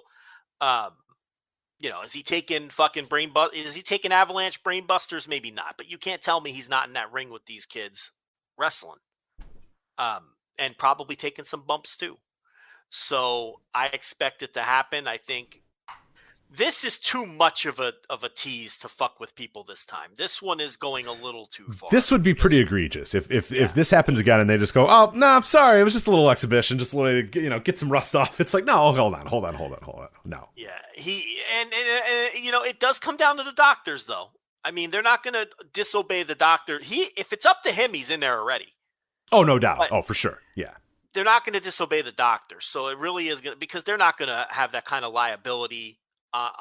Just from a business perspective, they're not going to want to have that liability, let alone that they don't want the guy to, hurt himself. So they must feel like the doctors must be telling them that, it's close, or it's a formality at this point. So a little bit of good news, at least for New Japan, in terms of getting someone back. And that'll be a big deal if it could happen in time for the Tokyo Dome card, especially if they lose if some of these other guys still aren't healed by then. So yeah, it was really cool. It was a really cool surprise. It was interesting. The pop was awesome too. Did you hear that pop? That was, I know it's supposed to be clap crowds. Those were people screaming. You heard it. They were audible. They couldn't, They've followed directions for 2 years now, and there's just been a couple of moments along the way where they've forgotten about the fucking rules, and this was one of them. So, it was really cool, and it'd be nice if they can get them back and in the fold. And that's just another piece. That's what I'm talking about. I mean, the potential roster that they can put together is just fantastic, and he would have a whole set of fresh opponents that weren't around when he was around last time either. So. That's another factor. People who have been elevated, people that, were young lions the last time he was around, new wrestlers, people like Moxley and Will Ospreay, who he never really had an opportunity to wrestle any of these people. And now there's all these fresh opponents on the table now too. So yeah, it's exciting stuff. It's something to look forward to for sure. All right, so that was that. As far as the rest of the card and what I saw, by the way, we're going to do this show apparently for like 9 hours because I don't think I can stop it without a mouse because I can't get to the screen to stop it. So cancel your plans, Joe, because we got... You got a touch screen? What year is this? No, I don't have a touch screen. I'm on a desktop. A laptop like a bum? Get out of here. Well, touch screen. You wouldn't be in this. I would not be in this predicament. I don't know why I'm in this pickle. Yeah, so the nurse has a backup mouse, but it's Bluetooth, and I can't get to the Bluetooth options on the computer to actually install it. But we're working on that. We're working on that slowly but surely. But anyway, so either we're going to go 9 hours, or I'm going to figure out something. I love that you're breaking down over this mouse. It's killing me. It's killing me. I can't do anything. I can't see what's going on in the No Dopes chat room. I can't stop the show. It's killing me. I haven't been. They're all in there burying you. So. I figure they are. Yeah, I want to, and I want to know. I want to know what they're saying. I can't scroll on our notes though, so I can at least get to our notes. As far as our sponsor this week, we'll see about that if I can get to their ad read, but I'll figure out a way to do it. Well, So you better, because I don't have the read in front of me. that's fine. I'll figure out a way. But get on the phone if I need to. But anyway, as far as the show, I watched from the Shibata on, and it didn't seem like I missed a whole lot. But did you watch the entire show? I watched everything except for the LIJ 8-man before the main event because I was running short on time. Okay. But I have a pretty good idea how that match probably went. Yeah, right. So yeah, I think we're okay then. Missing much. I don't have a ton to say about the rest of the show. I mean, we've seen Despi and Kanemaru wrestle Fujita and Oiwa several times on this tour already. I think this is their third match together. So I've had my fill of Fujita and Oiwa, if I'm being honest, Rich, watching them every night for 19 nights now. So I don't have much to add there. We had, is this correct? It says here that United Empire defeated Toru Yano and Yuji Nagata. Didn't Toru Yano pin Okan in that match? Do you have the wrong results here? I might. I don't think I do, but you watched the show, so you would know a little bit more than I would. So am I Mandela affecting myself here? I think I grabbed him from I forget where I grabbed him from, but because I remember being upset at the I was like, why the fuck did Yano just win this match? But it's entirely possible that I'm making that up in my head. Let me see what the old cage match had. No, Yano and Nagata won that match. Yeah. No, it's possible cage match is wrong, right? No. I just watched the match. Yano won. All right, Joe, we're in business. The mouse is back. All right. I know you.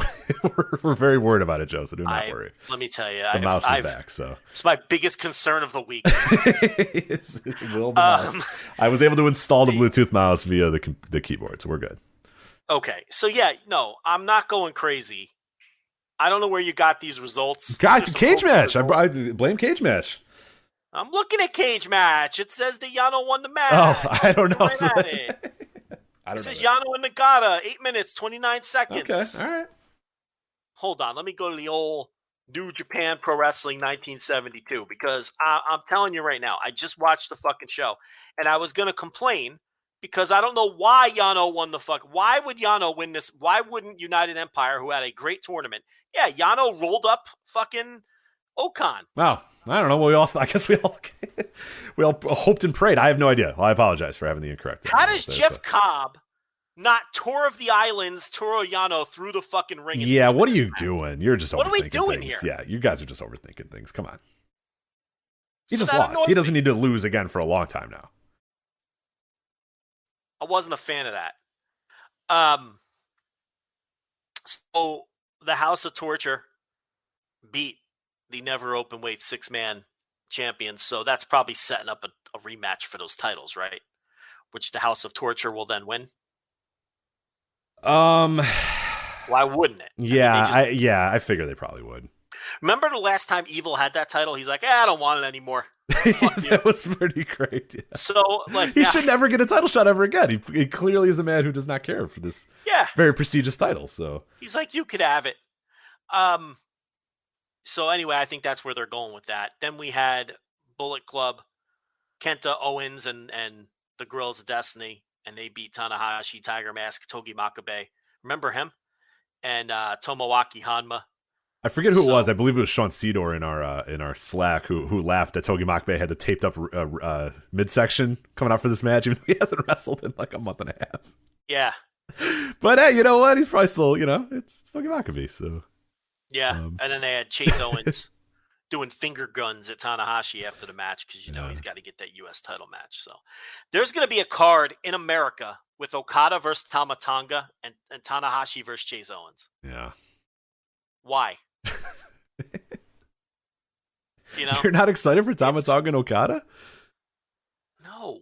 Oh, all right.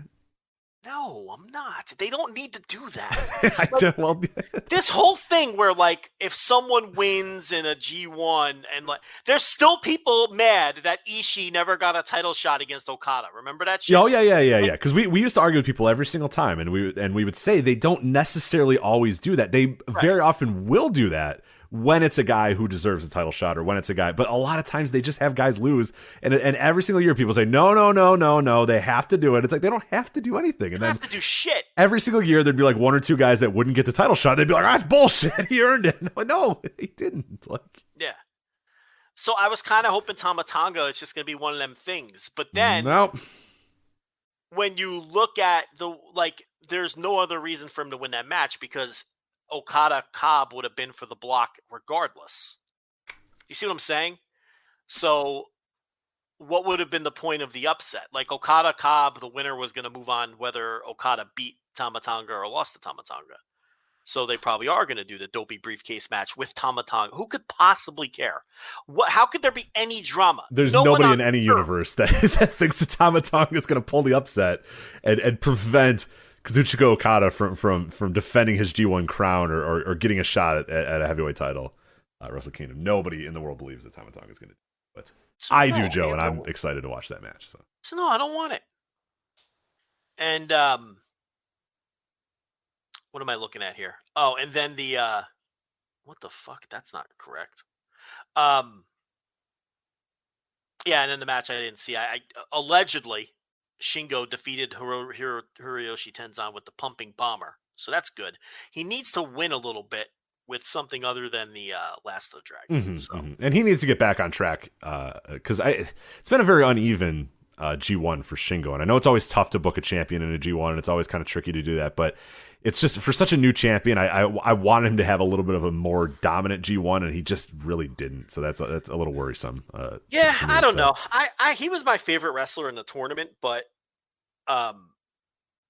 in a typical G1, he would have been like my 8th favorite wrestler. Yeah, I just wanted him to be booked stronger more than anything. I just think he probably should have had a few more wins, but I get why he didn't. I get why they had to do it. But like, yeah, it seemed like they were a little, I don't know, reckless isn't the right word, but they were a little too cute with how they used Shingo. I thought he still ended up with 13 points. He still ended up, pretty high in the mix. Second place, yeah. Yeah, I don't know. I don't know. For some reason, it never felt like he was truly doing well throughout the tournament. And then it ends up and he only loses to. Well, you know why? Because and the Udro one sucked. The Udro one absolutely sucked, if we're being honest. I thought that finish was creative, but I'm going to tell you why. Because he was middle of the pack for like the whole tournament. So yeah, maybe that's it. Maybe that's it. Yeah, because he got like you said, he got a lot of wins. The guys he lost to, I mean, nobody's out of the realm of possibility. He lost to Ibushi. That's fine. No problem with that. He lost to Sabre, which again was a bit of an upset, but that's fine. You establish Zack Sabre Jr. You potentially have a Zack Sabre Jr. Shingo match down the line or whatever. And then, so I guess he was dominant, but like you said, yeah, it doesn't feel like it. When it was done, it just he never felt like, oh yeah, Shingo's like the fucking champion in this company. Like he's the top dog in this company. It never felt like that throughout this tournament. Yeah, I think it's because he was sitting there in like 5th place the whole time. Yeah, maybe. And it felt like Zack Sabre Jr. was just running away with the block. Right, and then by attrition wise, a lot of those guys ended up losing, and Shingo kept winning, and then he ends up second place in the block. With 13 points. Yeah, so I understand what you're saying. And then that was it, because it was another one of these little 5-match shows. So, or 6-match shows, because technically the Young Lion match was an opening match before the show officially began. So it was a 6-match show, and that was that. So that was your G1 final. Look, they did the Shibata thing, which is more than they didn't do anything on last year's G1 final show, newsworthy, just a bunch of tags and stuff. So from that standpoint, at least we got something newsworthy out of it, and something to talk about here, and the possible return of Shibata. So yeah, which is awesome. So good opportunity for people. There's a lot of people that I think probably have never seen, probably seen a few matches of Shibata, but maybe not the whole, New Japan experience. But this guy was a thing, man. He was so awesome. So if you're kind of new to Shibata, there's probably listeners that have only known Shibata as the guy who got injured, or maybe seen a match or two. But go out of your way to watch some Shibata matches. He's fucking incredible. And if he's even half of that wrestler today, it'd still be a great addition to this roster, because he just brings an aura and a badassness that just, few people can bring to the ring, and I'm very excited to see him back. All right, let's get to some of our other topics. Before we do that, though, Joe, I do have to let you know that this episode of the Flagship Podcast is sponsored by our friends at Hello fresh. And with HelloFresh, you get fresh, pre-measured ingredients and seasonal recipes delivered right to your doorstep. You can skip those trips to the grocery store, Joe, and you can count on HelloFresh to make home cooking easy, fun, and affordable. And that is why it's America's #1 meal kit. Fall can be hectic, but HelloFresh's recipes save you time that you'd otherwise spend on meal prepping and grocery shopping and shopping, so you can focus on getting back into a new routine and spending quality time with your family. Joe, you are somebody who has ditched the grocery store. You're not doing grocery stores anymore. You're ordering everything online, and it's great. You don't have to go to the grocery store. You don't have to drive. You don't have to get there. You just order it all online. You do all that sort of stuff, and it comes to your door. How about not even having to think about what you're going to buy at the grocery store? You just say, yeah, you know what? That sounds good. You click a few different things, and then you are getting that meal sent to your house. Everything's chopped. Everything's pre-measured. Everything is ready to go. HelloFresh offers 50 menu and market items to choose from every single week. And if you're a vegetarian, if you're trying to be calorie smart, or if you want gourmet options, you have plenty of varieties to choose from. And the ingredients travel from the farm to your door within a week, so you get the convenience without skimping on the quality. Recipes like the one-pot broccoli mac and cheese and meatloaf a la mom make weeknight meals go off without a hitch. You also have quick and easy meals, low prep, one pan, and 10 to 15 minute meals. That's time cut down, spent on cooking and cleaning up that mess, and more that you can give to your family this fall. So HelloFresh offers the flexibility you need to customize your order on the app within minutes, easily change your delivery date, food preferences, and plan size, or skip a week whenever needed. So again, we have a very special code here, HelloFresh.com/VOW14, and use the promo code VOW14, and you're going to get up to 14 free meals plus free shipping. So again, that's HelloFresh.com/VOW14. Use the code VOW14, and you'll get 14 meals, including free shipping as well, up to 14 free meals and free shipping. HelloFresh.com/VOW14. Use that promo code VOW14. Again, HelloFresh, America's #1 meal kit. HelloFresh.com/VOW14. Use that promo code VOW14. All right. Let's talk about the Friday Night Wars. You down? No. No. I am going to read you the PWG card that was announced tonight. I want your reaction. Oh, there you go. Okay, yeah. Go ahead. So let's talk about these PWG matches that we will never watch. Okay, starting with...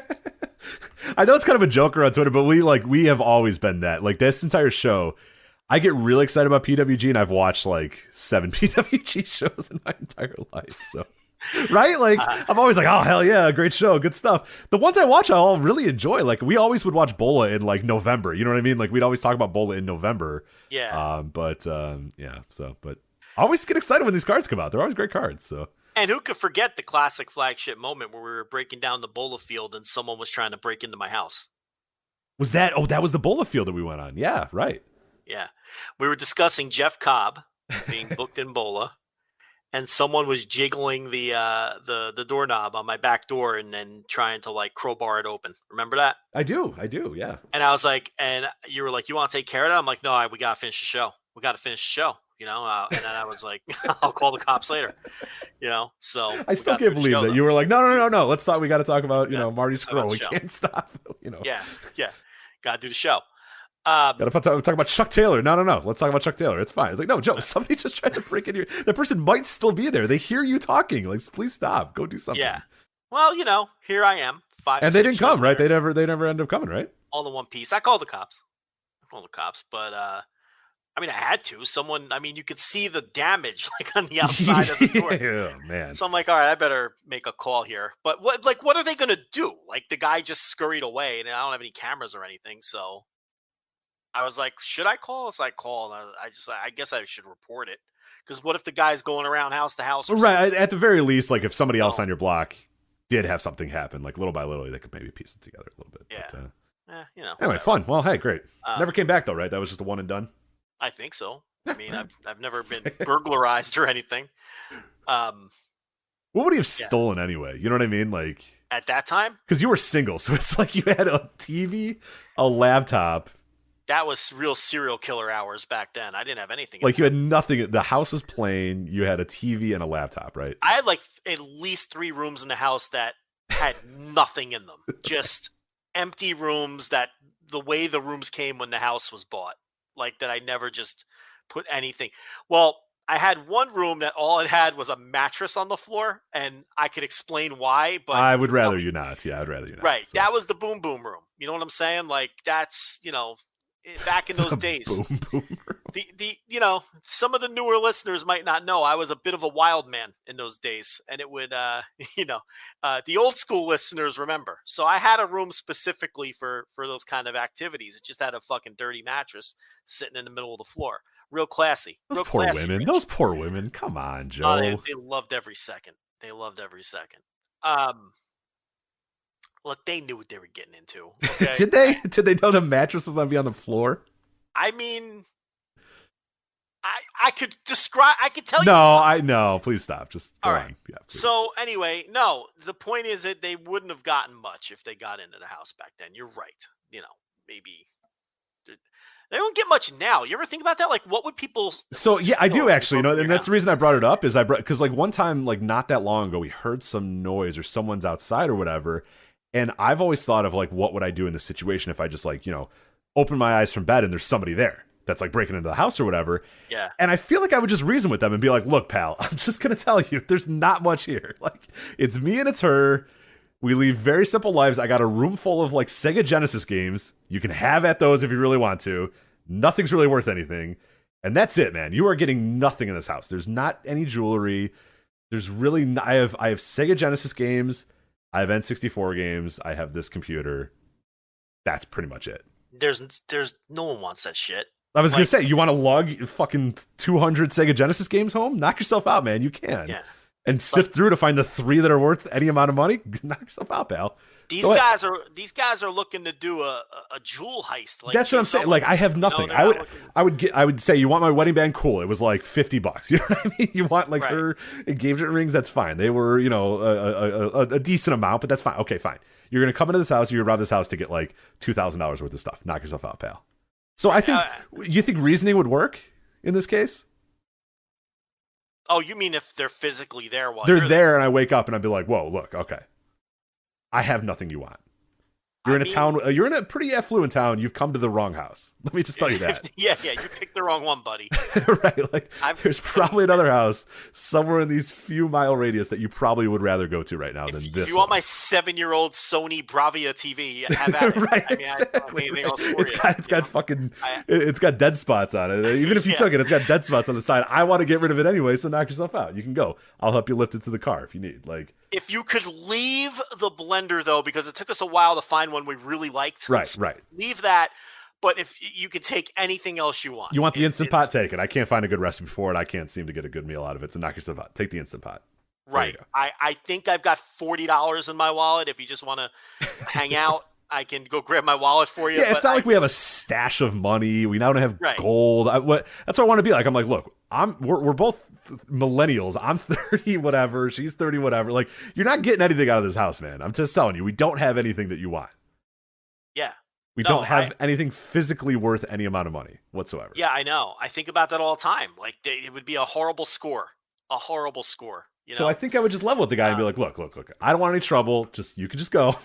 I won't say anything. You don't have to say anything. But like, you're in the wrong house. It's just not going to work for you. I'm just letting you know. It's not worth it. Yeah, it's not like TV where it's like I don't have like a fancy vase that's worth like, Yeah, or they go to like my vault and they spin the dial and it opens up and there's just gold everywhere. Like, behind a painting of dogs playing poker, you have a vault. I don't have anything. Where there's a safe cracker, like with the gimmick with his ear up to it, getting in there. Yeah. To get to your to get to your stack of $100 bills that are Fabergé eggs. Yeah, all my Fabergé eggs. Right. Yeah. Like burlap bags with dollar signs on them inside and stacks of money. And no, there's nothing like that. I have nothing. And I've thought about that too. Cause like, for insurance, they, they'll, if you do like house insurance, they'll be like, all right, so what are your like, what do you have in the house that's valuable? I was listing like my PS4 and stuff. Oh god! And the guy was like, "You don't have to list that. Do you have anything like? You don't have to list a PS4." Yeah, he's like, "No, I said valuable things." Right? You don't have to list like a $500 TV and a 8-year-old PS4. Like I got it. Man. Like, I don't know, Mario 64. That's worth $35 or whatever. He's like, "Okay, no, I was more, Yeah. rings, jewelry, that sort of stuff." I was like, "Oh, okay, well." Right. We have gems. 2 of those, so that's fine. Do you have any gemstones? Do you have any? No, I have nothing. I have none of that. So yeah, being a burglar must be just such a tough gig, because it's like you could just, what are you taking? Like, how do you know what to take? Like, Especially in 2021, it feels like it'd be a lot more difficult, more difficult to do it. Because like in the 50s, it'd be a lot easier because it was probably like people had all their life savings and like a vase or whatever in the house, or right. They had gold or they had jewelry or whatever. It's like, yeah, dude, I got nothing, man. Like, the old money under the mattress, right? Yeah. No one's doing that Yeah, anymore. you can flip all my mattresses, open every door, open every closet. You're not finding shit, dude. I'm telling you. I promise you. I'd watch him. I'd follow him and say, "Go ahead, open that door, see what you got." Like, I haven't used paper money in years. So what are they taking? I got a fraud alert on my credit card, anyways. You can't even use that. Right, you want my debit card? Have at it. I'm going to get the money back anyway when I call the bank. I mean, it's like, yeah, what a horrible job. My Game Boy Color, knock yourself out, pal. It's all yours. So, 3DS, Switch. You can take my Nintendo Switch. There we go. That's it. Honestly, the Nintendo Switch is probably in the top 5 valuable things in this household. So. Like, I think if I came home and my house was burglarized, it'd be a minor inconvenience for me. It'd be like the shitty feeling of not feeling safe. Like, oh shit, someone's able to get in the house. That sucks. But like, I'd be like, all right, well, I guess I have to buy more TVs. Like, there's nothing else to take. Yeah. You know what I mean? Like, it's like, all right, gotta buy some more TVs, I guess. Oh no, my copy of Bubsy is gone. My copy of Bubsy and Mutant League Hockey are gone. Oh no. I don't think they'd even take that stuff. That's feel like garage sale fodder. Yeah, exactly. So. Anyway. My Ahmed Johnson figure has been taken. Okay, go ahead. Yeah. These PWG matches. We have the Workhorsemen back together, taking on Malachi Black and Brody King. We've got no reaction. Okay. Not good. I thought I was going to let you go and then kind of give but I'll give pithy thoughts after every match. Go ahead. No oohs and ahs after that one. That's fine. Leo Rush versus Davey Richards. Oh, okay. Leo I like that. Okay. Aramis and Horus versus Jack Cartwheel and Alex Zane.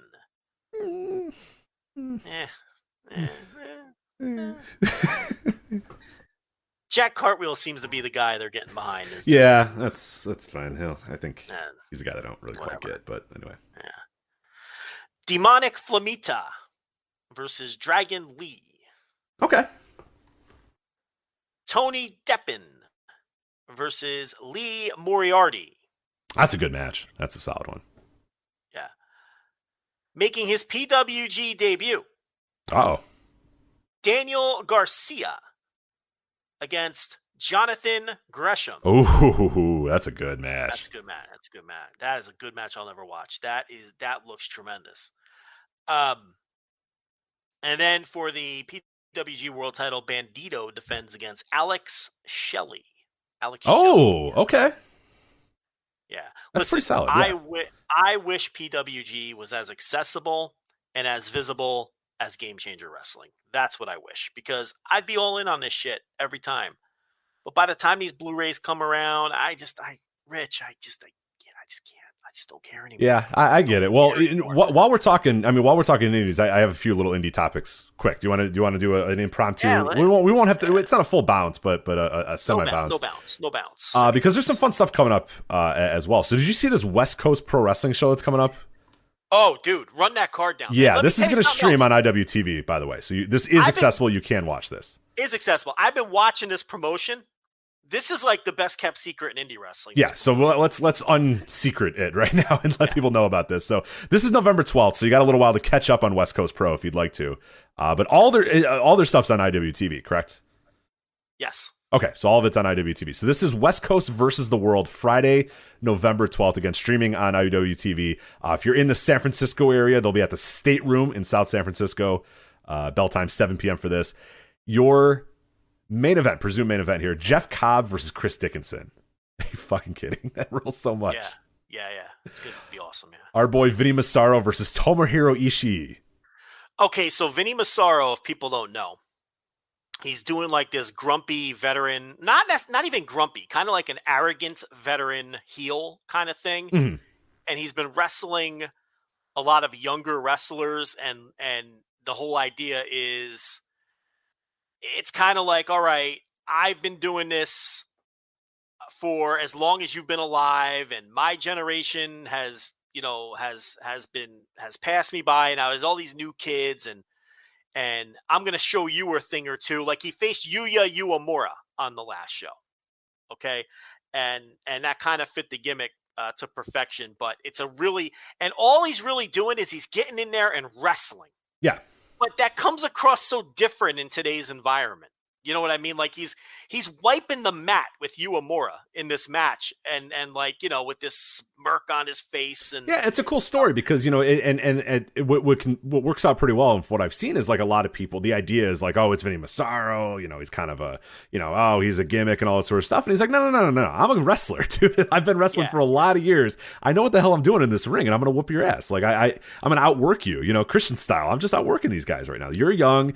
You're a young go-getter or whatever, but I got skills, man. I've been doing this a lot longer than you have. Yeah, so he had a really good match against Jacob Fatu a couple months ago, and then I really enjoyed the Uemura match. I just did a batch of reviews behind the paywall, and I did four of the 5 matches were West Coast pro matches. So you really get a good feel for everything they have going on over there, because I've been watching all the shows, and it's really a promotion that's like right up my alley for what I like in pro wrestling right now. And I think a lot of the listeners, it's just straight no nonsense wrestling with a lot of big names. You'll see as Rich goes over this card. But yeah, I gotta catch up on them, and I'm definitely gonna use this opportunity as this card and this discussion to do that, because I've seen a little bit here and there, but I need to just bog down and just watch like the next their last like few shows or whatever. So as I said, Jeff Cobb versus Chris Dickinson, Vinny Massaro versus Ishii. Look at Massaro politicking his way into the Ishii match. I know. Yeah, he better get that forehead strain though. I mean, he hasn't wrestled anyone like Ishii in a long time. So Fatu beat him up pretty good. Well, okay. Yeah, that's true. But yeah. Booker man, trainer man, working his way up the ladder to get the big Ishii spot there. So anyway, AJ Gray versus Black Toros. Yeah, I saw the AJ Gray, Davey Richards title match from the last show, and that was very good as well. So yeah, it sounds great. That's and Black Taurus versus AJ Gray. AJ Gray sounds really great. Carl Fredericks versus Ray Horus. Yeah. Awesome. Fredericks is a regular there. Yeah. He's done a good job there. Mr. Iguana versus Tresario. I don't know if I know Tresario. And bringing in Mr. Iguana, huh? All right. Yeah, your boy, Mr. Iguana. Let's go. Why not? Yeah, absolutely. Oh yeah, and then so that's the main announced matches right now. Yeah. Shapiro versus Yuya Uemura as well. So let me tell you something about this Levi Shapiro. Yeah, I forgot about that one. He's solid. I never would have talked about this, but this guy, keep an eye on this guy. I have been so impressed with his work. You could hear it in my voice. Like we weren't even going to do this segment, but I reviewed one of his matches too. He against Fatu actually. Against Jacob Fatu. And Jacob Fatu does his best work in this promotion. I watched Jacob Fatu matches MLW, and anywhere I can get my eyes on Jake, because I like watching him work. For whatever reason, he does his best work in this promotion. And that Levi Shapiro Jacob Fatu match from, it was either last show or the show before that, I can't remember, but it's one of the matches I reviewed. Just such tremendous stuff. Do not sleep on this Levi Shapiro, because he's a guy who I had seen a few times and he made no impression on me whatsoever. He was just a guy, but he's one of these guys who I think we're really seeing the best of him and what he can be in some of his recent matches. So I'm actually glad that you brought him up, because I almost forgot about that match, but glad I didn't. Who's he wrestling on this show? He is wrestling. I just closed it. Crap. Oh, who'd you say? Oh, Uemura. Yeah, Uemura. That should be tremendous. Instead of bringing Uemura back into. Yeah, that's going to be outstanding. Yeah, Uemura looked good against Massaro. I will say his charisma didn't pop the way I thought it would, but yeah, he's a young wrestler. He's in a new environment. He's on his learning excursion. Sometimes those things, the confidence takes a little time to come out. But yeah, it's I'm glad that a promotion like this, you hate to see these guys go on learning excursion and then nobody books them. That's what happened to Watanabe. Yeah, Evil. Right. Remember, nobody booked them, and that sucks when that happens, and that happened to some degree with Yo and Show, Ring of Honor was using them as underneath guys as the Tempura boys. Yeah. And they really weren't getting booked anywhere else. And it's like, why? It never made sense to me, but it's good that at least, there's at least one place who are booking a guy like Uemura and making it like he won that match against Masaru. So it's, and making him part of the fabric of the promotion while he's here. I don't know why promotions don't do more of that. It doesn't make any sense to me. But that's a tremendous card. Jeff Cobb, Chris Dickinson, Yeah, Masaru Ishii, AJ Gray, Toros, Carl Fredericks, Ray Horus, Mr. Iguana versus Steven Tresario, then Levi Shapiro versus Yui Uemura from West Coast Pro. So that's awesome. November 12th. But like we said, all of them are available on IWTV. And you are not the only person that said that. There's been a lot of people over the last couple of weeks that have kind of come to us and said, oh my God, are you guys watching West Coast? Like, this thing is good. Like, a lot of good stuff is happening in this promotion. So yeah, if you have not caught up yet, all that is up on independentwrestling.tv. So you got a subscription, you can watch it all for free. Free. I could just tell the listeners, if you're someone like me who you can't get into Game Changer, you just, for whatever reason, you just can't, and my taste, and you generally agree with my taste, this is a promotion that I promise you, if you'll be able to get into it. It's just no nonsense. It's pro wrestling. They, as you can see, they use top of the line talent. They're not filling up their shows with, jabrones and people. I'm telling, listen, it's got the stamp of approval. It's got the Joe stamp of approval. You'll enjoy this promotion. Speaking of a company that has the rich stamp of approval, I do want to mention this as well. AEW has a big weekend coming up next weekend. They're doing 3 different shows here. Jim Lynam Memorial Tournament Night 1. That's going to be on Friday, October 29th. Jim Lynam Tournament Night 2 will be the night show on Saturday, October 30th. And they're also doing an afternoon show as well on that 30th. So real quick, I'll run down the card here real quick. AEW did extend an offer to listeners of Voice of Wrestling if you are interested. If you're in the Chicago area and you're thinking about going to AEW, you can use the promo code Voices of Wrestling at TicketLeap. So it's aewpro.ticketleap.com if you want to get a little bit of a discount there on tickets. But Night 1, Jim Lynam Invitational. So here is the tournament field here. You have Mance Warner versus Josh Alexander, Arez versus Myron Reed, Daniel Garcia versus Thomas Shire, Jake Something versus Matt Fitchett, ACH making his return to AEW versus Davey Vega, Manders versus Alex Hammerstone. I believe this is Hammerstone's AEW debut as well. Shaft versus Hakeem Zayn, and Ace Perry versus Lee Moriarty. So what do you make of that lineup? Okay, so Daniel Garcia versus Thomas Shire is a match I need to see. That sounds like it's fucking awesome. Yeah, cannot wait for that for sure. Number 2, I've been biting my tongue on ACH for about a month. I got a couple different text messages from people that I knew he was coming back. I've been told he's in tremendous physical shape. I've been told that he's in a great place. He had to get away for a while for whatever reason, and he's in it. So I think this is going to be good, and it's going to work out for him. And I know that I'm rooting for him. I know you're rooting for him. Everybody's rooting for him. But this was coming, and he returned. What was it? Atlanta Wrestling. Yeah, so AWE, I believe. Yeah, Atlanta Wrestling Entertainment. I don't know whose face he got in. He did a standoff with somebody at the end of one of their shows and made his official return.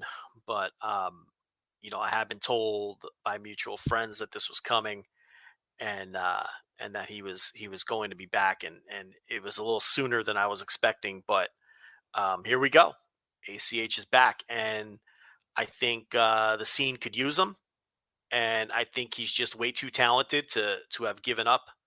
So I hope that this all works out, and it's good to see that some of his old haunts are more than willing to bring him back in. Yeah, that is cool. That is reassuring, because that's always my worry with ACH is unfortunately when he does have these moments in his life or these periods in his life where he just needs to kind of get away for a little bit.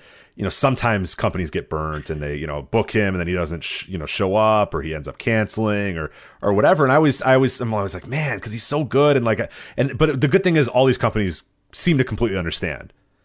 Because I don't think he's ever had a history of no shows or anything like that. I think it's always like, well, they're known, but you know what I mean? Like, it's more like I'm done for a while. Right. And it's cool that the companies don't go, all right, well, then we're done with you. You know what I mean? They're like perfectly, when he says, hey, I'm ready to go, AEW says, oh, cool, great, cool. You're in the Jim Lynam tournament. Let's go. Let's do this. you're a former champion of ours. You're one of our top guys. You've been wrestling for us for a decade plus at this point. Whenever you're ready to come back, open arms. You're ready to come. So yeah, I'm really excited to see him in the ring again. So that sounds like a tremendous tournament right there. So that'll be the night one on Friday. The afternoon show, grudge match, Eddie Kingston versus Fred Yehi. Oh, by the way, back to the Berwyn Eagles Club as well. So old school haunt for AEW. So Eddie Kingston versus Fred Yehi. Allison Kay versus Kylie Ray for the AEW Women's title. And then a fans bring the weapons match, Joe. Axel Rico De La Vega versus Christy Janes and Sky Blue. So I got that. Oh, Thunder Rosa's on the show too. She's against Jody Threat for that afternoon show. So they're still kind of announcing things for that afternoon show. And then the nightcap on the Saturday, October 30th. That will be Jim Lynam, second round semifinals and the finals of the tournament as well. So I believe that will be streaming on Fight. But if you're in the Chicago area and want to go to any of those three shows, as we said, aewpro.ticketleap.com and use that promo code Voices of Wrestling to get you a little bit of a discount. Go watch some great wrestling on Halloween weekend. So there you go. There was one more. You know what? We were going to do Bloodsport. Let's just do it now since we're doing an impromptu bouncing around the indies here. Bloodsport 7 coming up this weekend, kind of coming out of a little bit of a surprise. I don't know why. It doesn't feel like it's a Bloodsport weekend, but it's a Bloodsport weekend. And man, I'm into this Bloodsport card here. Bloodsport 7, October 22nd. This looks like a hell of a card. Your main event is Minoru Suzuki versus Chris Dickinson. You got Josh Barnett versus Tiger Ruas, which is the former Arturo Ruas, and what the hell was he in? WWE? Marcelo Ruas. Was it Marcelo? Yeah, something like that. I forget what it was, but everyone knows who it is. Yeah. Ruas, it's Ruas. Yeah, Ruas. He fucking rules. So, Tom Lawler versus Alex Coughlin. Yeah. Eric Hammer versus your boy. I'll handle this one. Yeah, go ahead. Eric Hammer versus Bad Dude Tito. Your boy, Bad Dude Tito. Coming back. JR Kratos versus Calvin Tankman. Royce Isaacs versus Clark Connors. Davey Richards versus Yuya Uemura. Hell yeah. Starboy Charlie versus Yoya. Zeta Zhang versus KTZ. And Maria Shafir versus Masha Slamovich. So Maria Shafir finding her... Hold on a second. Starboy Charlie is doing Bloodsport? Supposedly, yeah. All right. We'll see. What if he's a world-class grappler, Joe? You don't know that. Okay. You're right. I didn't notice that Starboy Charlie was... I just kind of said his name, but yeah. Yoya, for that matter. Yeah. You sure that's not a game changer match or something? Game changer well, offer. it is technically a game changer offer. Yeah, yeah. I don't know. Well, that's not some. Yeah, you could throw a 450 in a Bloodsport match, right? That's not fifth from the top on a Jersey Championship Wrestling show. That's right. Not. This is Bloodsport. GCW okay. Insert rap lyric here show. No, it's a. All right. I'll give it a chance. Yeah, give it a chance. Maybe you thought maybe it was a VSX match or something. No. No. Yeah. Okay. No, it's real. But there you go. That looks like a pretty fun card there. Big stories there. Maria Shafir making her Bloodsport debut, obviously after the WWE run. This is probably a more natural fit for her, so I'm interested to see how she performs, because it's a weird balance of like, okay, you're a real fighter, but these aren't real matches, but they're kind of real. They have to look. It's going to be a very interesting thing to see. What happens with her there, but interested nonetheless. And Tom Lawler, Alex Coughlin, Davey Richards, Yuya Uemura, and then Minoru Suzuki, Chris Dickinson all sound fantastic to me. Josh Barnett and Ruas sounds really great too. So I will definitely be watching that. We'll definitely review it next week on this show, because Bloodsport's always worth the watch. I always enjoy watching a Bloodsport. I can't say I've watched any of the six or it'd be the seventh Bloodsport. This is Bloodsport 7, technically Bloodsport 8. Every single one I've watched, I've enjoyed at least most of it, even if there's one or two things that don't land. But yeah, there were a couple that were kind of shitty, but yeah, most of the time there's at least something on the shows that's interesting. Yeah, right. They're what I like about them is they're usually quick and tidy, and they're not overly long, and there's very low on bullshit. Like, not every one of the matches lands, but it just kind of gets going. It's an easy watch at the end of the day. It's an easy watch. It's a fun watch. So Bloodsport 7, that is this weekend as well. If you're off on the if you're looking for something to do on the 22nd, there you go. You got Bloodsport. All right. Now are you ready to talk the Friday Night Wars? Yes. Let's do it. So AEW and WWE waged war, Joe. We previewed it last week, and now we're talking about it this week. We had some very, very interesting results from this viewership War. Do you want to give? I feel like everybody probably knows, but do you want to do the quickest of quick rundowns of what exactly happened here, how it started, who started it, whatever? Because I do think some people are a little confused as to how this kind of came together and what was against what and who was against what and all that sort of stuff. I mean, all you really need to know is when it comes to this is that WWE put themselves in a position by going head to head for that first half hour of Rampage and loading up their SmackDown and making it a supersized SmackDown and giving away pay-per-view quality matches like Sasha Banks versus Becky On Lynch. FS1, by the way. They did get pumped to FS1 for this show. The FS1, and then giving away, and then doing the Brock Lesnar, Roman Reigns contract signing and doing, a couple of King and Queen of the Ring matches and really loading up their show, doing a 2.5 hour show, going head to head for a half hour with Rampage, talking Fox into going commercial free for that half hour, and Rampage just doing the same old Rampage that they would have done whether WWE came for them or not. When you factor all of that in, WWE put themselves in a position where anything less than a complete slaughter and they were going to look bad. That's the only way to view this, because their show was stacked with all of their biggest stars, and they were commercial free during the head-to-head half hour. So they had to just blow them out of the water. I don't know why they did this. This was an own goal. This was a self-own, because there was no way they can come out of this looking good unless they destroyed Rampage, and they didn't, and nobody thought that they would. And not only did they not destroy them, they didn't even beat them. I mean, they tied in the demo, and I think they won in the 18 to 49 demographic overall by like 1,000 viewers, which is, margin of error or whatever. Yeah, we have the whole rundown here in a minute, but yeah. And then the head to head, the half hour they went head to head, they lost. They didn't even win. They lost in the 18 to 49 in the half hour that they went to head. Now they won in total viewers, and they won in total viewers head to head and all that, but again, they needed to destroy AEW in total viewers, and they didn't.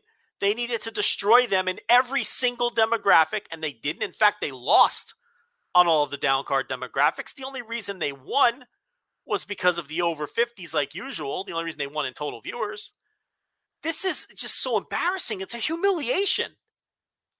And we knew on Saturday, when they leaked the Fast Nationals again to all their little lapdogs in the feckless, useless, garbage wrestling media that we have, that's exactly what it is. There's like 2 people worth respecting in all of wrestling media. Let's just call it like it is. I mean, the rest of them are a bunch of feckless, cowardly lapdogs who will take these emails and spit them out, which is fine.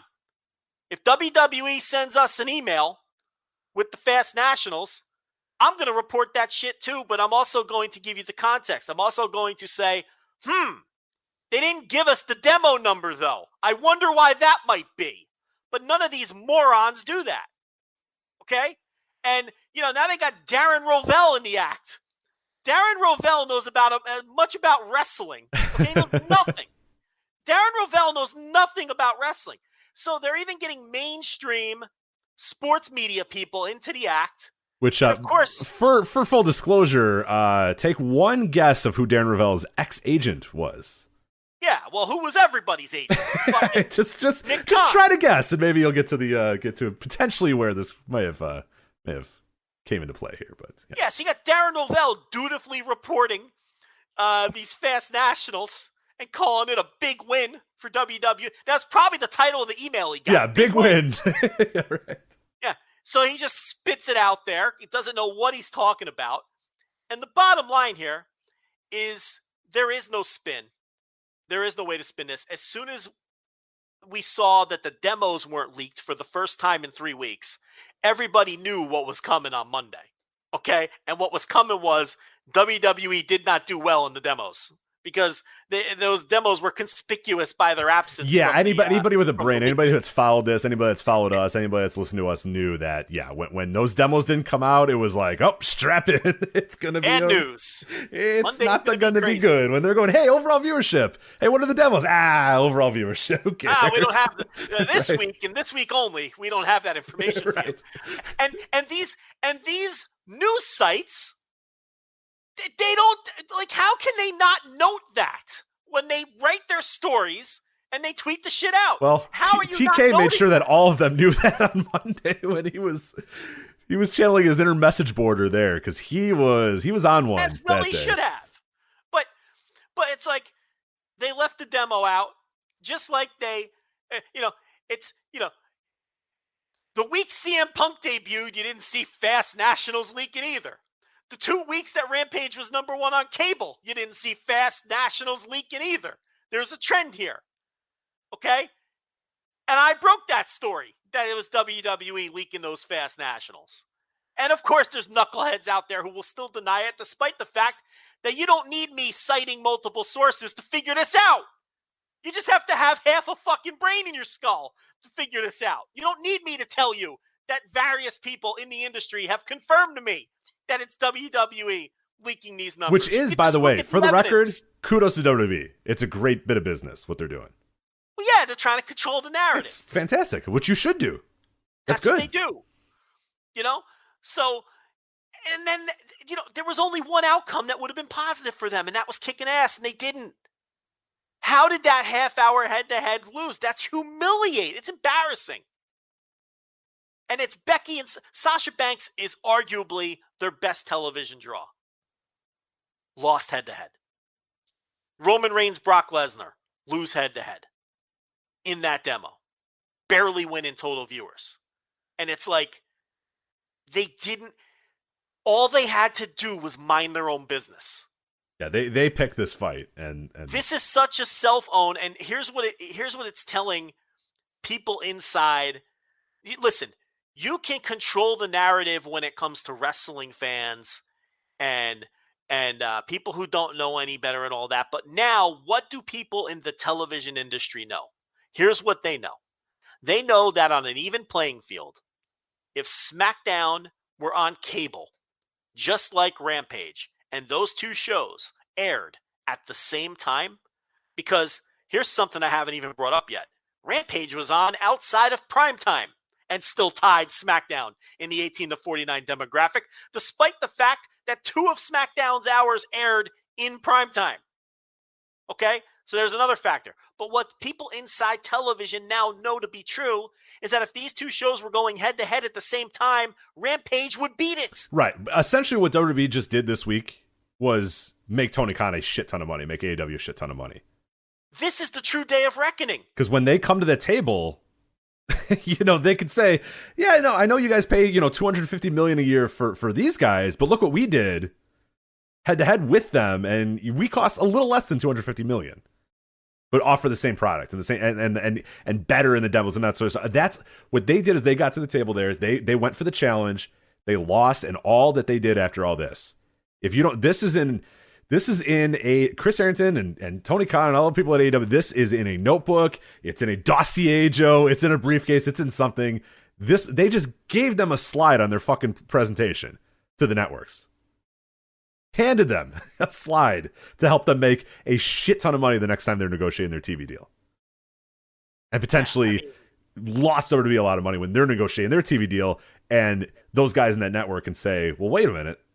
We just had a presentation from AEW, and didn't they beat you guys in the demo? And they, yada, yada. Like, that's what they did. So, yeah, it's anybody with a brain knows this was a bad week. This was a disaster of a week. This was an utter disaster. And if you don't think it's viewed as an utter disaster internally, you just don't know what you're talking about. It was a disaster. They stacked the deck as hard as they possibly could. And these were the results. Well, I think what's important to distinct, and we talked about it last week, is that Rampage was just a plain old Rampage, man. There was nothing. They didn't change shit. Now, if you want to say the YouTube thing done. that they stacked up the buy-in or whatever, they did. They probably did, and that probably played some factor into it, which again was a smart thing to do. They didn't blow any matches that were going to be like big draws down the line. Minoru Suzuki and Daniel Bryan or Bryan Danielson wasn't going to be something that was going to draw a big pay-per-view audience down the line or whatever. What they gave away wasn't too much. They didn't give away, like you said, not what SmackDown gave away. SmackDown gave away a lot more, but AEW just went to the table with a plain ass Rampage. Once the YouTube buy-in thing was done, it was just a regular old Friday night Rampage, and this is the numbers they got. This is the competitor that they were on this night, which is crazy. Yeah, and that just goes, and SmackDown did everything in their power to win, and I mean, barely won in total viewers and lost where it counted. Yeah, and that's humiliating, and it's just such a horrible look, and they're annoyed about it, and. It's and did you see the little thing? I didn't even pick up on this. I forgot where I read it. But the Tay Conti Santana Garrett match on the YouTube buy-in. Do you know why he booked that? Because it was the first match against AEW, right? NXT. It was the first NXT quarter that beat AEW's quarter. So that was kind of like a little fuck you. Like, now they both work for me. I mean, that is just it's message border day. Yeah, that's bringing up an old quote to dunk on you. You know what I mean? Yes. In a message board, bringing up a 6-year-old post, to reply to it and go, what about this? So real DVDR stuff right there. So yeah, so I wrote this scathing piece behind the paywall. It is let me grab the title where I break all of this down, and I really spare no victims in this piece that I wrote. Why can't I find it? It is titled, I want to get it right. An Anatomy of 30 Minutes, the utterly embarrassing WWE Friday Night Self-Own. You can read that. Self-own sounds like cell phone, right? When you say it? A little bit. Cell phone. Yeah, cell phone. Self-own is what you're trying to say here. But yeah, it does come across kind of quick. Now, normally our writing is on the $10 tier, but I put this on the $5 tier because I was especially proud of the ethering that I gave the dum-dums over at WWE for this, because they didn't have to do this. They really didn't. And they set themselves up for this, and they got completely embarrassed. And to me, this is more embarrassing than Dynamite beating Raw a couple of times in the demo last month. This is more embarrassing than Dynamite beating NXT so badly that they basically blew up the brand. I mean, they beat NXT so badly that Vince McMahon flew to Florida, fired half the roster, demoted Triple H, tore the show apart, and rebuilt it in a completely different image. That's how badly they beat NXT head-to-head, and I think this is more embarrassing than that. This is more embarrassing than beating WWE head-to-head in New York, not once but twice, as they're beating their ass in the new building in Long Island now too, as AEW just has completely taken over WWE's home base of New York. But I really believe that this head-to-head Friday deal, this was the true day of reckoning. And I think that this has huge ramifications. Those other ones are fun little like, oh man, wow, this is going to cost one company a lot of money and make another company a lot of money. And it's I'm not on Twitter anymore, but you are, and you're probably going to get an angry DM from the big guy. But it was his B show. It was AEW's B show, with apologies to TK, that because it's your B show, that did this to SmackDown, and they came for them, and completely stacked the deck. Yeah, and it wasn't like, because we talked about that with NXT. Like, there was a while where the NXT AEW thing was like, our impression of it and our read on it was that Vince thought so little, or WWE, maybe it wasn't Vince himself, but WWE thought so little of AEW when they first started that they said, put them against NXT. That's fine. Who cares? You know what I mean? Like, we'll beat NXT. Like, NXT will beat the hell out of them. Or they thought NXT would take away enough viewers to where AEW wouldn't be able to give. Right. But they didn't bring their A game, and like NXT really wasn't like crazy stacked from the beginning. I mean, there was some little stuff they did here and there, but it was essentially just, hey, do your normal thing, we'll beat their ass, it's fine, And then that didn't happen. And then, like you said, then the reaction was, oh fuck, everything got blown up and everything got destroyed, all that sort of stuff. So it's before they took them, they did not take them lightly here. WWE did not take AEW lightly. Quite the contrary, quite the opposite. they realized how important it was to beat their ass and how important it was to show out and destroy them with Sasha and Becky and Brock and Roman and all those sort of guys. They're top dogs, all the people. And it didn't happen. And that's got to be, I mean, that's a big, big moment in this entire wrestling war. And I think a lot of people, you know, the news cycle has kind of moved on from it, but you should not. This is a big day. This was a huge day in this wrestling war because what would a normal SmackDown that wasn't specifically loaded up to compete, how would that do against Rampage? Yeah, I mean, you have to remember how loaded and stacked it was. Yeah. You know, because I think internally WWE understood that they were going to be facing a huge embarrassment if they didn't do something. Because I think internally they understood that they were probably going to lose. And there might actually be a bit of a sense of relief that they were able to tie. I mean, I think that they probably thought they were going to just wipe the floor with them because of how much they stacked it. But I think they also realized that if they hadn't done that, they know they would have lost.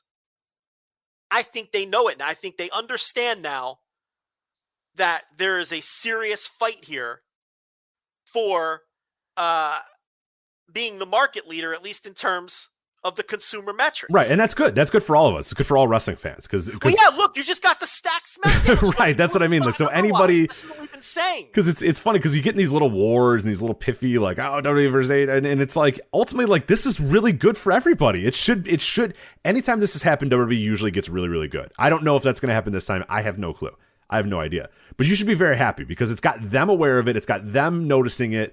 And yeah, you just got a great episode, loaded ass episode of SmackDown with a really good match and a big time moment and all that sort of stuff. And they're not going to just, I mean, they know this. I mean, it's a war now. You know what I mean? It's a full blown war now. And they can't just pretend like this is a little startup that's going to go away a little bit and they can just kind of smack down, like, or lack of a better term, just kind of smack down a little bit. Like they can't do that. You know what I mean? Like they're here to stay. And this war, I mean, they just got one of the biggest counterpunches they've gotten in this entire war.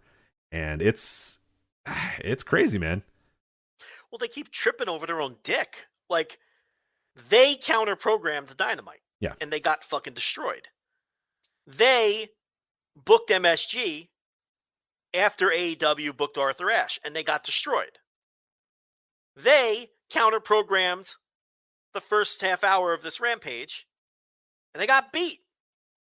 Like, they're doing this. These are all cell phones. Right. And we also, like, you know, internally there's always this discussion, too, that, like, Vince's idea, and this is, you know, just kind of rumors and stuff that we've heard, but, like, Vince's idea was to, you know, and I think even, I mean, if you kind of address what he said at one of the conference calls, it's pretty close to it, but his basic idea was, hey, let these guys go and let them all sign with WWE or AEW because they're going to bankrupt themselves just signing all these guys. And AEW kind of just signed, like, the dudes that they wanted to sign, pushed them as big stars, and then signed a bunch of the lower tier guys and made them big stars too. You know what I mean? Like it's not exactly going to plan as they thought. I think that they maybe had this idea, let Braun Strowman and Bray Wyatt go or whatever. They'll sign him for $2 million or whatever. And Tony's went, no, we want Malachi Black and we want this guy and that guy or whatever. Yeah, we'll take Danielson and Punk because of course you're going to take Danielson and Punk, but we'll take some fringe guys as well. Adam Cole, yeah, we'll take him. Yeah, Aleister Black, you know, we'll turn him into something like that. That's, you know, that's another counterpunch to it. Again, like you said, every sort of move that WWE is trying here is either getting, you know, counterpunched by AEW or it's just not landing. The punch is just not landing, and they're kind of running out of moves here. It's just a better show, Rich. I mean, it's really that simple. It's just a better show. And it's been that, I mean, every wrestling war usually comes down to that. I mean, there's some stuff that you can do, you know, there's some nefarious things you can do here and there, but largely it's, you know, he who has the better show usually ends up, you know, winning the war for a little bit. Raw just did their lowest number ever in the 18 to 49 ever. Stiff sports competition. Sports is not going away, guys. Yeah, if that's one thing to learn about this year, last year sports went away. You know what I mean? Sports were terrible. Everybody looked at the numbers of sports and went, "Oh my god, nobody's watching sports anymore. Sports have gotten too political, so that's why no one's watching it." Or people are doing this, or people are doing that. No, they just didn't like watching sports in front of no crowds. NBA doing huge numbers, NFL doing huge numbers. MLB doing gigantic numbers. Jeez. Yeah, the MLB playoffs. Good Lord. Baseball is not dead, folks. Baseball is alive. It's doing okay. And you know, the thing is, if anyone paid attention, and we said this for years, if you paid attention to local ratings for baseball, you would know that this idea that baseball is dying was nonsense. It's just more of a localized sport. Right. People don't watch the ESPN Wednesday night game as much as they watch their hometown team. Right. Because I don't give a shit really about NBA. NBA is pretty much like, am I NBA, watching the Clippers and the teams. Warriors on my phone right now? I am, Joe. I am absolutely watching that. But like, you know, am I going to dig into fucking, you know, Brewers Diamondbacks on Wednesday night, you know, no. Sometimes, baseball, but not usually. Baseball, unlike the NFL and the NBA, people predominantly pay attention to their team and really don't give a fuck about anything. That's just the way baseball is. It's more local. So you might have millions of people on a given night watching baseball, but it's all on the local. Right, they're watching the Angels on their own network or whatever, not watching it on ESPN. Yeah, so that Cubs-Dodger game on ESPN might not do a super impressive number, but you have to understand it all around the country. Everybody's watching their local teams on their local RSNs. And that's, you know, so this idea that baseball was dying was, I never bought into that. You know, but yeah, and you could see with the playoffs, there's massive interest in the MLB playoffs this year. And the NFL is having tremendous numbers. NBA is off to a good start. So my point here on Monday is this is not the first time Raw has gone up against stiff sports competition, but it is the lowest number they've ever done. And, you know, they did 1.5 million viewers and a 0.39. It's another red flag. There's just a lot of red flags. And we've talked so often on this show about how bad WWE has been. And the chickens have to come home to roost. There has to be. Well, we're starting to see these red flags now. You know, they've got a real legitimate competitor who's the real deal. And here's the thing, if Friday doesn't open your eyes to that, I don't want, you know, you shouldn't listen to this show because you're never going to get it then. You know what I mean? Because that was like the ultimate eye-opening day of reckoning that everyone should understand. Yeah, I was kind of surprised to see the news cycle go in and out so quickly of this, where I was like, dude, this is like this deal. These ramifications are going to be years down the line. This one night is like the start of something gigantic. Because, I don't know if it's possible for WWE to put together a bigger television show than they did for SmackDown this week and for that last half hour. I don't know if they can do it. And they got beaten the demo by a run-of-the-mill Rampage. Yeah. With Matt Sydal and the Bunny. And, all right, and look, CM Punk, but Rampage always has a big match with a big star. Right. But it wasn't CM Punk versus Bryan Danielson. It was CM Punk versus Matt Sydal. It was the Bunny. You know, it was the same show they would have done regardless. And you couldn't have put together a bigger SmackDown than they put together, and they did it commercial free. And if you know, it's humiliating. Yeah, it's another red flag. There's legitimate red flags now. There really are. Yeah, and there's cracks in the foundation that are you know, and the house shows. You know, not every city, but in a lot of these cities, they're struggling to sell tickets now too, and that's always the one. That's the one McMahon pays attention to. The house shows.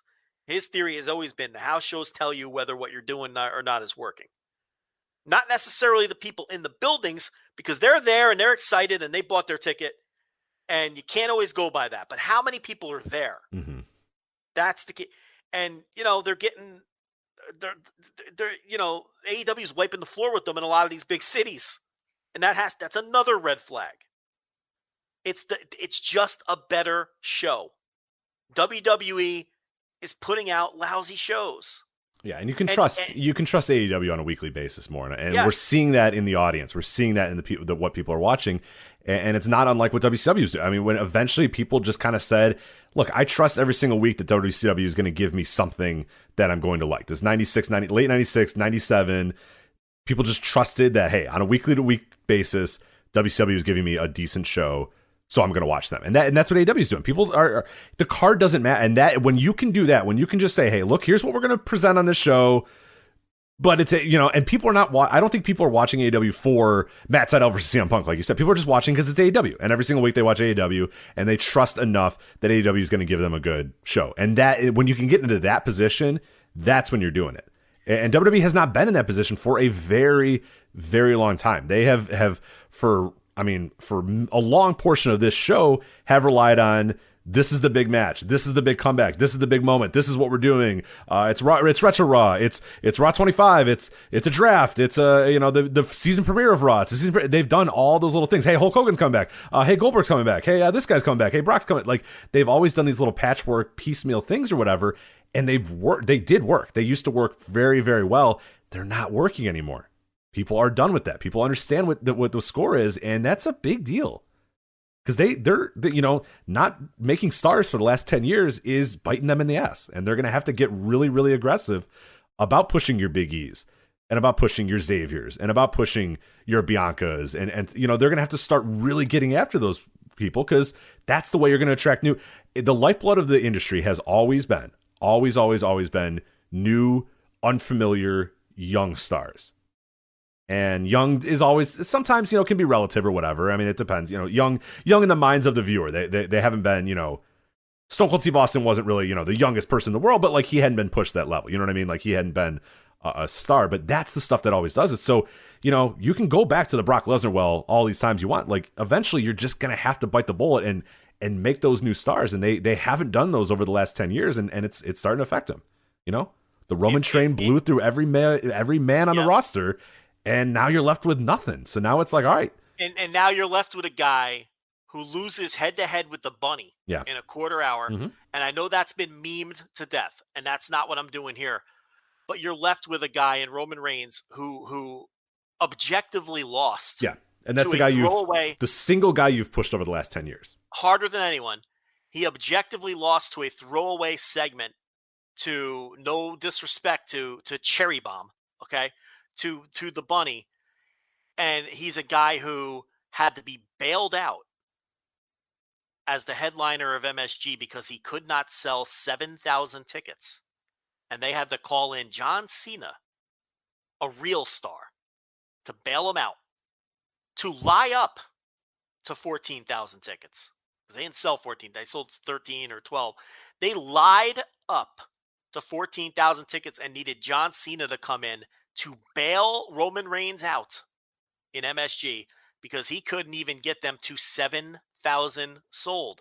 This is the same Roman Reigns who WWE has put on that Long Island show, which is getting their ass kicked head-to-head by the AEW show, Dynamite versus Raw, days apart, same show comp, AEW higher ticket prices, by the way. Okay? They brought in Roman Reigns to try to bump up ticket sales, and about a week in, they had increased by 400 tickets. Okay? Roman Reigns, there's a lot of evidence right now that this man, who is undoubtedly over in the buildings, there's two different kinds of over in pro wrestling. We talk about this all the time. There's being over in the buildings. He's got that check mark. He's got that. He's very clearly over in the buildings. People who like WWE are into Roman Reigns. There's no question. But the other kind of over in pro wrestling is moving the needle. Right. Fan creation, fan buy-in, tickets. And this self-proclaimed needle mover, okay, hasn't moved the needle in ages. Yeah, it's He just got beat by the Bunny. Rough. He can't sell tickets. He doesn't move tickets. His television quarter hours are nothing special. He got beat head-to-head commercial free. And this is what you're talking about, Rich. Star creation. If you gave me one WWE match if you asked me, if Vince McMahon called me and said, Joe, what do we do? I need to beat AEW head-to-head. I would tell him Sasha Banks versus Becky Lynch. Great. I'll do it commercial free. It lost. And this is what you're talking about. And people will tell you that these are stars because WWE tells you that they're stars. But then when the rubber meets the road, we see whether they're real stars or not. Nobody in New York gives a fuck about Roman Reigns. Yeah, stars sell tickets. They just don't. People pay money to watch stars. They added him to that Long Island show, and it meant nothing. 400 tickets. It might be a little more by now, but the last time I checked, Yeah, let me see if I can get an 400 update on that real tickets. quick. I'll see what WrestleTix has to say about it. He had to be bailed out of MSG. This guy's not a needle moving, and he calls himself a needle mover. The balls on this guy. I know he's doing shtick and a gimmick too, but I'm sure to some degree he thinks he's some kind of difference maker. Why? Because people bought tickets to SummerSlam and they would have bought it whether you were on the show or not? Does he really think that they wouldn't have bought those SummerSlam tickets whether he was on the show or not? It's like WrestleMania. They're going to buy the tickets anyway. I know what they didn't buy tickets to, MSG, with your face on the marquee. And they had to make it a super show and then bring in John Cena, a real star, to the rescue. People that aren't 60 watch the bunny instead of you. Moving needles. This guy doesn't move needles. And that's the point that you're making here. They have failed at star creation. And and more importantly, Rich, I don't even think it's even so much that. It's that the show just isn't that good. We had Sasha Banks versus Becky Lynch on that SmackDown, and we had Bianca Belair at the commentary table. Rich, you want to guess the finish? I know you probably didn't want. Oh man, I'm sure Sasha just beat her in the middle. I mean, hit her with a move. Becky kicked out. Hit her with her move, and then Becky won 1, 2, 3 in the middle of the ring, and just Bianca at the commentary table. You think she got involved? I would I'd venture to guess she maybe did get same involved. old shit over and over, and bad finishes and antiquated. And here's the thing: because the AEW shows are so good, it shines more of a light on how bad the WWE shows are. Because then people say, "Well, wait a minute."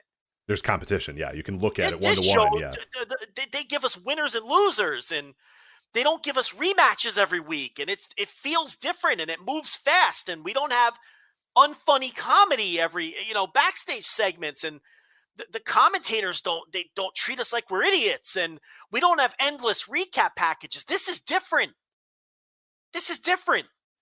And yeah, there's still people who prefer the way WWE presents their product. Of course.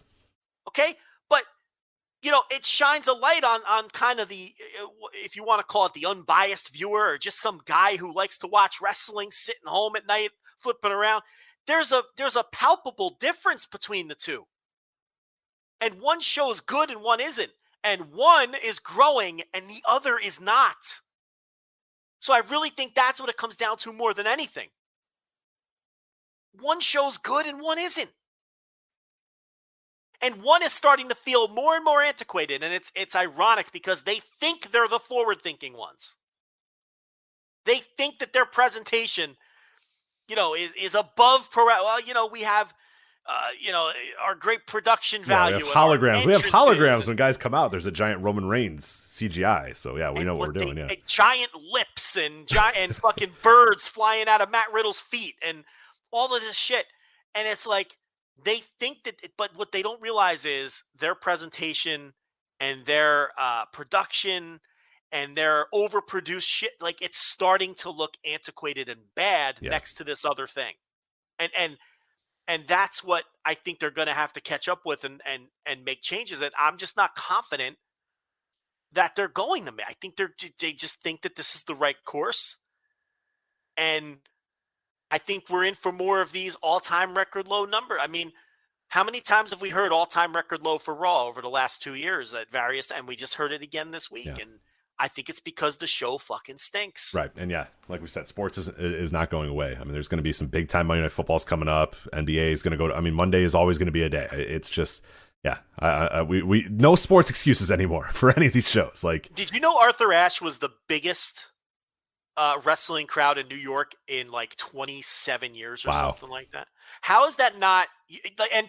And people would argue with me that they're not humiliated by that. You're out of your fucking minds if you think Vince McMahon isn't fucking stewing over that like every day of his life. I forget. I was reviewing. It's his town. I know. I was reviewing something on the Patreon. Forget what it was, but there was some long diatribe. Somebody was coming out, and there was some long diatribe by a WWE announcer being like, when you do it in New York, that's when it really matters. New York is the epicenter of entertainment and wrestling and all that sort of stuff. And I think I referenced that. I was just like, to the people arguing about Joe, and that he's not embarrassed by it. Here you go. Here's evidence of WWE just being like, well, unless you do it in New York, you haven't really done it anywhere because this is where. And another red flag, because traditionally in all of entertainment, New York is seen as usually ahead of the curve on what's next. Speaking of that Belmont Park, UBS Arena here, this is from October 17th, so things may have dramatically changed over the last few days. I'm doubting it, though. WWE Raw, November 29th, available tickets still 3,970. Tickets distributed 3,130 out of the 7,000 that are there, so 44% capacity for WWE Raw on November 29th. AEW Dynamite on December 8th. They have 2,000 tickets left. They have distributed 7,639 tickets out of the 9,699 allotted. So 79% of that building for their attendance is filled out. But again, the big numbers there. AEW has sold 7,639. WWE has sold 3,130. So, and AEW has sold more tickets than WWE is offering. Yeah, think about that. Well, that was like sold more tickets. Dude, did you see that number in the Chase Center a couple weeks ago? I did not. Oh, what the hell was the WWE number? It was like, whoa, what are you guys doing? Like, oh man, let me find what it was or whatever. And then, of course, there was like people that are like, oh well, you need a vaccine, or they're only doing half capacity. And then like the Warriors played a preseason game like the day before, and it was like 16,000 people or whatever. So yeah, they make it. While you're looking that up, though, back to the new arena in Long Island. Remember, they were at like 2,800, I think, when they added Roman Reigns, or 2,700 when they added Roman Reigns. So he's had no effect. I mean, they've sold like 300 or 400 tickets since they've added him to the show. The other thing is they cut their ticket prices in the upper bowl in half. Yeah. They're now doing half price tickets in the upper bowl. So they added Roman Reigns. They cut the ticket prices in half, which were already cheaper than the AEW tickets. They don't care, though. It's just all coincidences, though, I'm sure. And they've still only sold 3,100 tickets. 4,301 people in the Chase Center in San Francisco. 4,300 people. Yeah. In the Chase Center, and like you said, 16,000 in the building for the Warriors. Or something like that, where people are like, maybe they're doing half capacity. I was like, no, they literally the day before a preseason game with the Warriors, sold the bitch out. So yeah, it's crazy, man. It's people, anybody who's not seeing this and not, don't listen to those people, like, I don't know what to tell you, but like, they're not understanding what's going on here. They're not seeing the huge way. Real quickly, I'm going to go over these head-to-head numbers, and we'll get to our other topics and get out of here. Overall viewership, like you said, SmackDown did beat 878,000 to Rampage's 602,000. But here are the big numbers that we're going to focus on. Prime time versus 10 p.m. Right, exactly. Loaded show versus the Bunny. You're right. Overall, 18 to 49, Rampage 328,000 to SmackDown's 285,000. Males 18 to 49, Rampage 225,000, SmackDown 184,000. Females 18 to 49, narrow edge for Rampage 104,000, 102,000. So whatever. This is the head-to-head half hour, by the way. Overall, 18 to 34, Rampage 122,000, SmackDown 89,000. So pretty good win there. In overall, males 18 to 34, Rampage 69,000, SmackDown 54,000. Females 18 to 34. It's kind of an interesting one as well. Rampage 53,000, SmackDown 36,000. I find that one fascinating. Do you find it Sasha versus Becky? That's what I'm saying. Like that, you feel like when you book Sasha versus Becky, you are booking that 18 to 34. Here is a comparable women, strong women. You know what I mean? Like that could be. But as we know, and we've been saying, right. Don't be fooled by Sasha stans on Twitter. It's 50-year-old men plus who watch the WWE women. We have data that supports that. Right. And we're about to support it again. Keep going. Overall, 35 to 49, Rampage, 206,000, SmackDown 196,000. Males, 35 to 49, Rampage, 156,000, SmackDown 130,000. And then finally, the two demos that SmackDown did win here. Females 35 to 49, SmackDown 166,000 to Rampage's 52,000. And then finally the non-18 to 49, predominantly the 50 plus, SmackDown 593,000 to Rampage's 274,000. A fucking destruction in the 50 plus. There it is. The habit viewers who've been watching for years, right. And they don't have time to learn different wrestling. But again, if you don't think that is being put in the dossier, in the briefcase or whatever, when they go to the network and say, yeah, they beat us in overall viewers, but look where those viewers came from. Our viewers came from 18 to 49. Are Our you viewers, seeking young viewers? right. Here's what we can do. Here's what we you. do. You're seeking high ad rates and yada yada. We're doing that. They are not. Yeah. And here's the data to prove it. And their viewers are only going to get older. When you sign either them or us to a 5-year deal, their 56-year-old average viewer is going to be 60 fucking 2 by the end of that deal. Yeah. I mean, that's what you go in the room with. And that's why it matters. And that's not that the total viewership doesn't matter at all. Of course it does. But that's why these down card demos and these younger demos matter. And that's why when you look on these charts, it's ranked by that and not the total viewers. So, I mean, this was a humiliation. And Tony Khan had plenty to say. Oh, he was posting. He was a poster on Monday for sure. That was message board Tony out there on Monday. He was adding a lot of people. So that was it was fun to. The lapdogs and your Darren Rovels, I mean, they deserve it.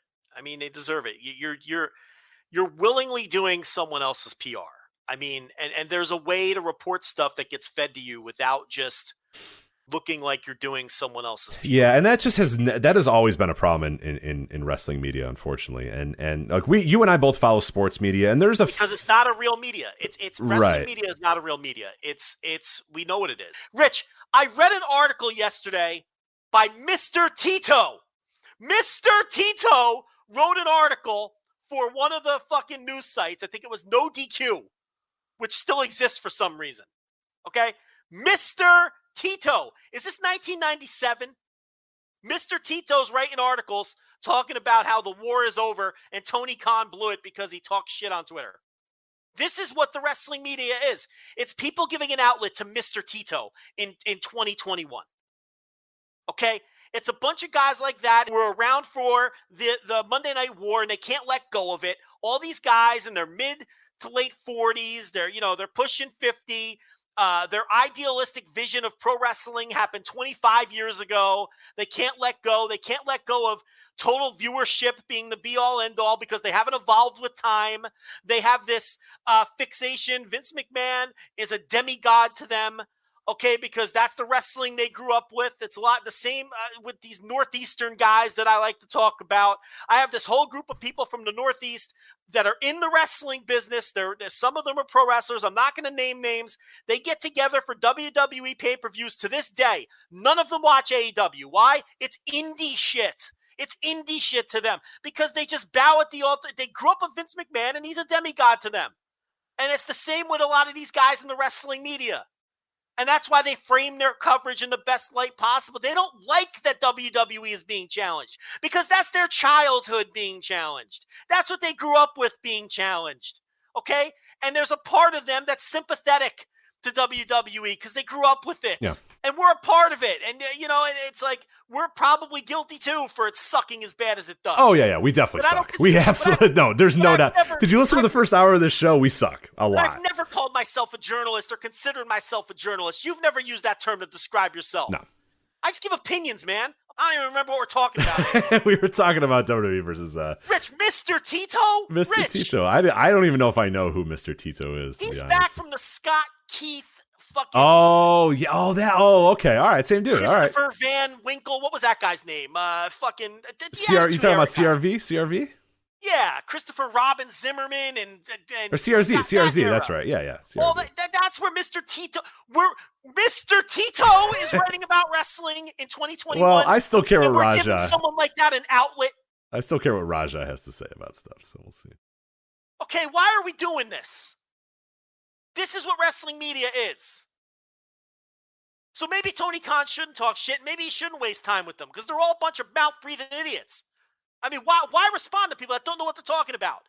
And they're just going to be lapdogs for the PR emails they get every Saturday. I mean, why bother? We're getting a little low here, so let's talk about you jumped in with a little bit of Crown Jewel right this morning. I only watched a little bit of it here and there. Overall thoughts on the Crown Jewel show from this morning?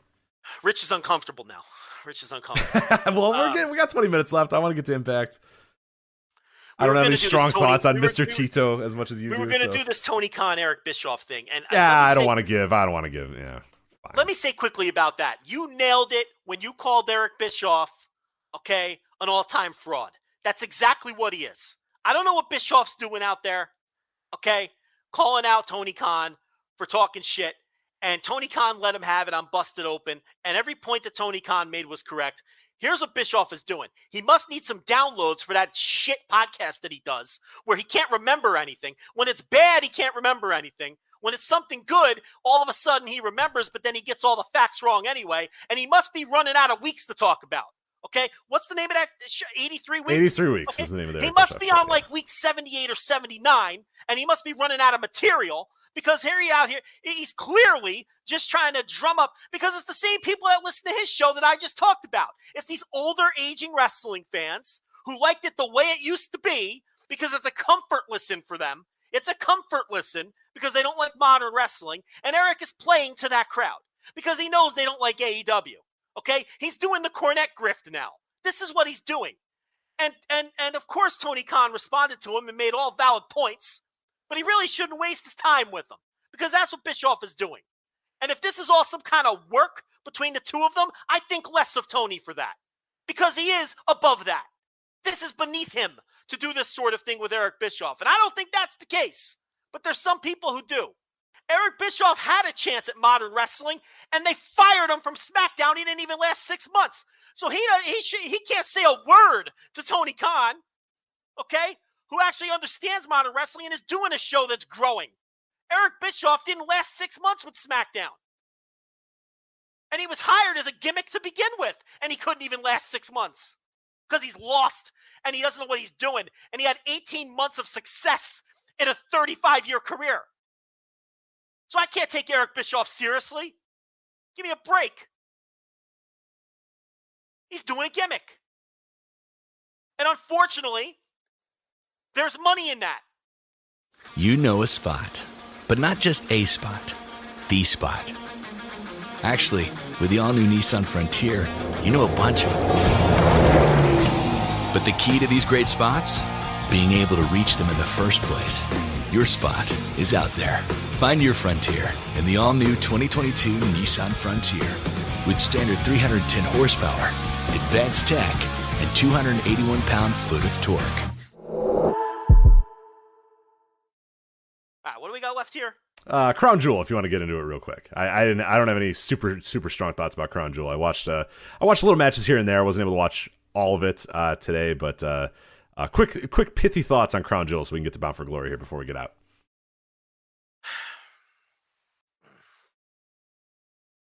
Crown Jewel.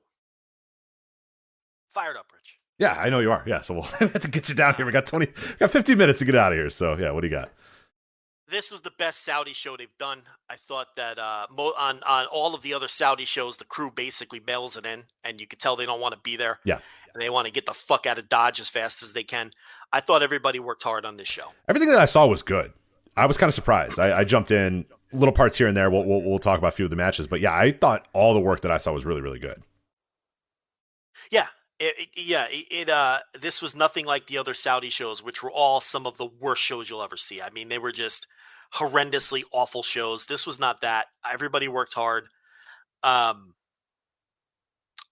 guess I should. I got the card here real quick, so I'll lead you down through this. I want to say this too. I thought this was the best Saudi crowd to date as well. Yeah, so I was going to bring that up. That is in my notes. This was a crowd that seemed to care about the wrestlers. It seemed to care about what was going on. Like they didn't always go. They weren't always in line with what WWE wanted them to be in line with. Like a lot of them were, more cheering Drew McIntyre than Big E. But Xavier. A lot of them were all in on Xavier Woods versus Finn Balor. A lot of them were all in on Goldberg versus Lashley. But they were excited. Like they seemed to care, and where a lot of times those shows are just kind of like they'll pop for a few of the guys that they knew, or they pop for a few of the stuff. These felt like fans that cared and wanted to be there and cared about the wrestlers. So I was kind of surprised by that. It was kind of cool to see that. So yeah, you didn't have like your dignitaries sitting there on couches mulling. No, it was just like attention. Fans. It was a lot of young. Fans. It was a lot of like young teenagers and young kids or whatever. So yeah, and it came across on the show too. It sounded like one of the hottest WWE shows of the year with the way the crowd was. It was a great crowd.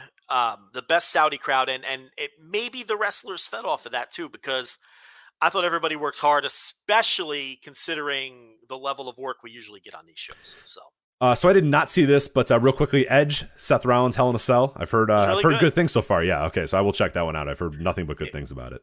It got a little melodramatic towards the end, but for the most part, it was really good, and it was a match that I really wanted to hate a lot because I'm really sick of Edge. He did another chair in the ring spotlight promo on SmackDown. I don't know if you caught that. Yeah. Seth Rollins brought him to this point, brought him to this area. Now he's got to do this. You know, he doesn't want to do this. Been brought here.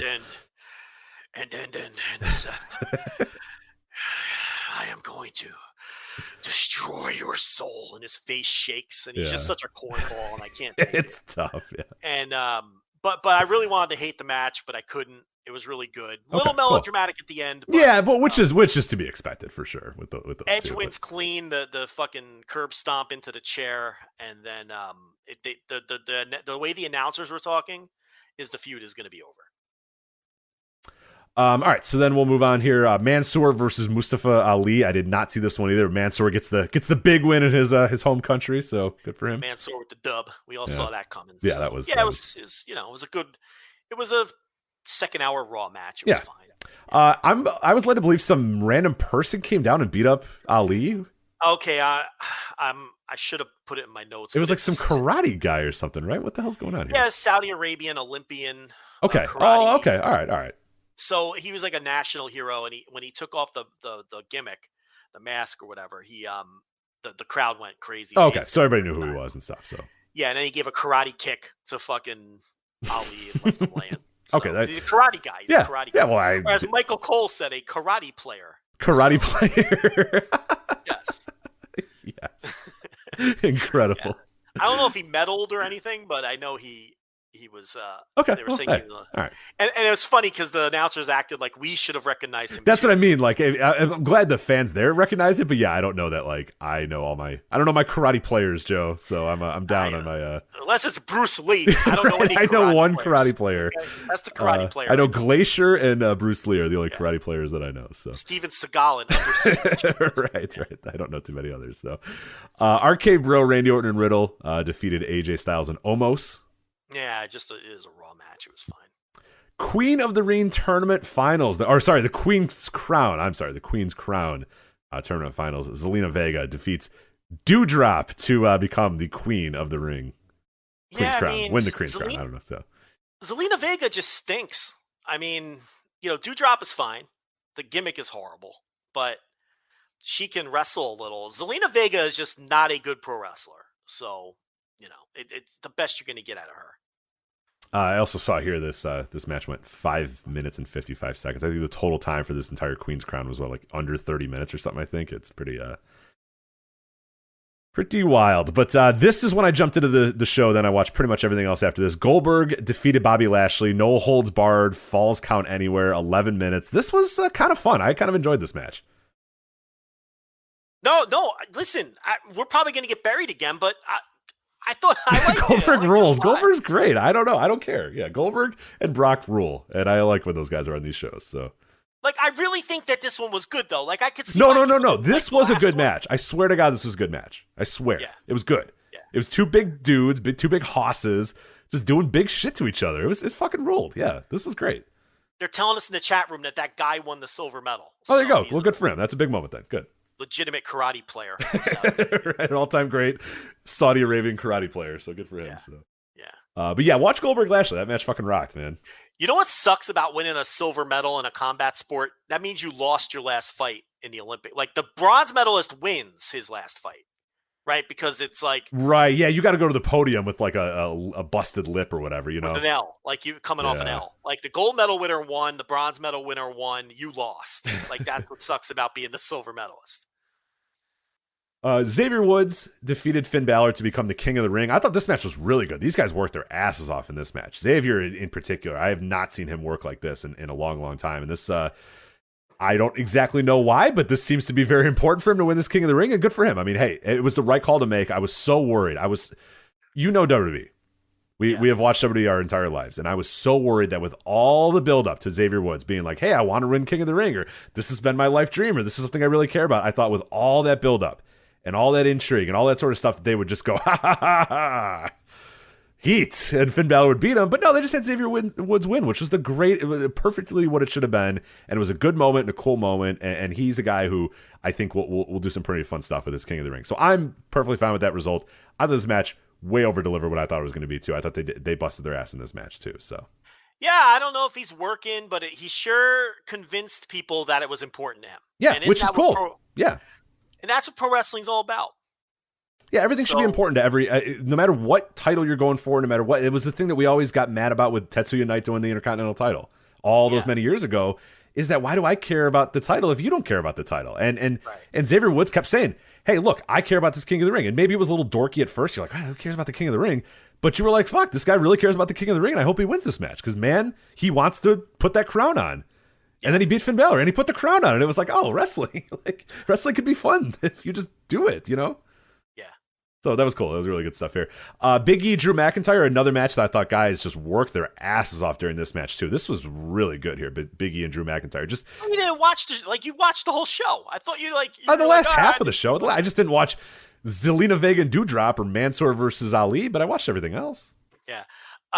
Yeah, they did work hard. I think, though, that this was like the prototypical WWE world title. Yeah, this was like your pay-per-view WWE main event or whatever, which is a style that, like, it's good. Like, they've got it down to a science now at this point. It's, like, always good, but sometimes leaves you a little empty. And I would say at parts I was a little empty in this match, but I thought, for everything that they did, it was good, and they did seem to work a little hard, pretty hard in it. But yeah, it is it did fit the template to a little bit. But Big E got the win there. So again, these are guys that, like, if they're really going to get serious about this, Big E is a guy you have to push. The rest of the year, you need to push Big E. This can't be okay, well, Bobby Lashley lost this match, now he can go back and win the title. Like this, that's a dude you got to push.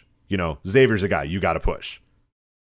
Like, because it's go time now, the rest of this year for WWE if they're going to build these new stars and get things going. So, unfortunately, triple threat match, WWE SmackDown Women's title. Becky Lynch defeats Bianca Belair and Sasha Banks. I thought this was... I wanted to like this match a little bit more, but it's a triple threat, so obviously that always kind of limits my intrigue, no matter what. It doesn't matter who's in a triple threat match. I'm always a little less intrigued than a singles match, but this was a little clunky at times. There was parts of this match that I really, really liked, but I thought there was a lot of it that was a little clunky and uneven, and then, you had the finish where Becky Lynch, rolls up, she rolled up Bianca, correct? Yeah, and then held the rope. And then she rolled up Sasha. Oh, okay, that's right. It was after they all look these. I hated this. I thought it stunk. I hate this whole like four-way feud. I think it's all just bad. This is the worst of WWE. They never book these situations well because they're trying to book all four of these women equally, and that just doesn't fucking fly. Someone has to no one can just win these matches. Right. Someone has to have an out. Someone has to have interfered. Someone has to have held the rope. It's boring drivel. I hate it. And they never book these situations well because they're afraid to put anybody over somebody else. And, and that's the problem here. So, and I thought the match was sloppy too. Becky, I think, is still shaking the rust off, and she's not a great wrestler to begin with.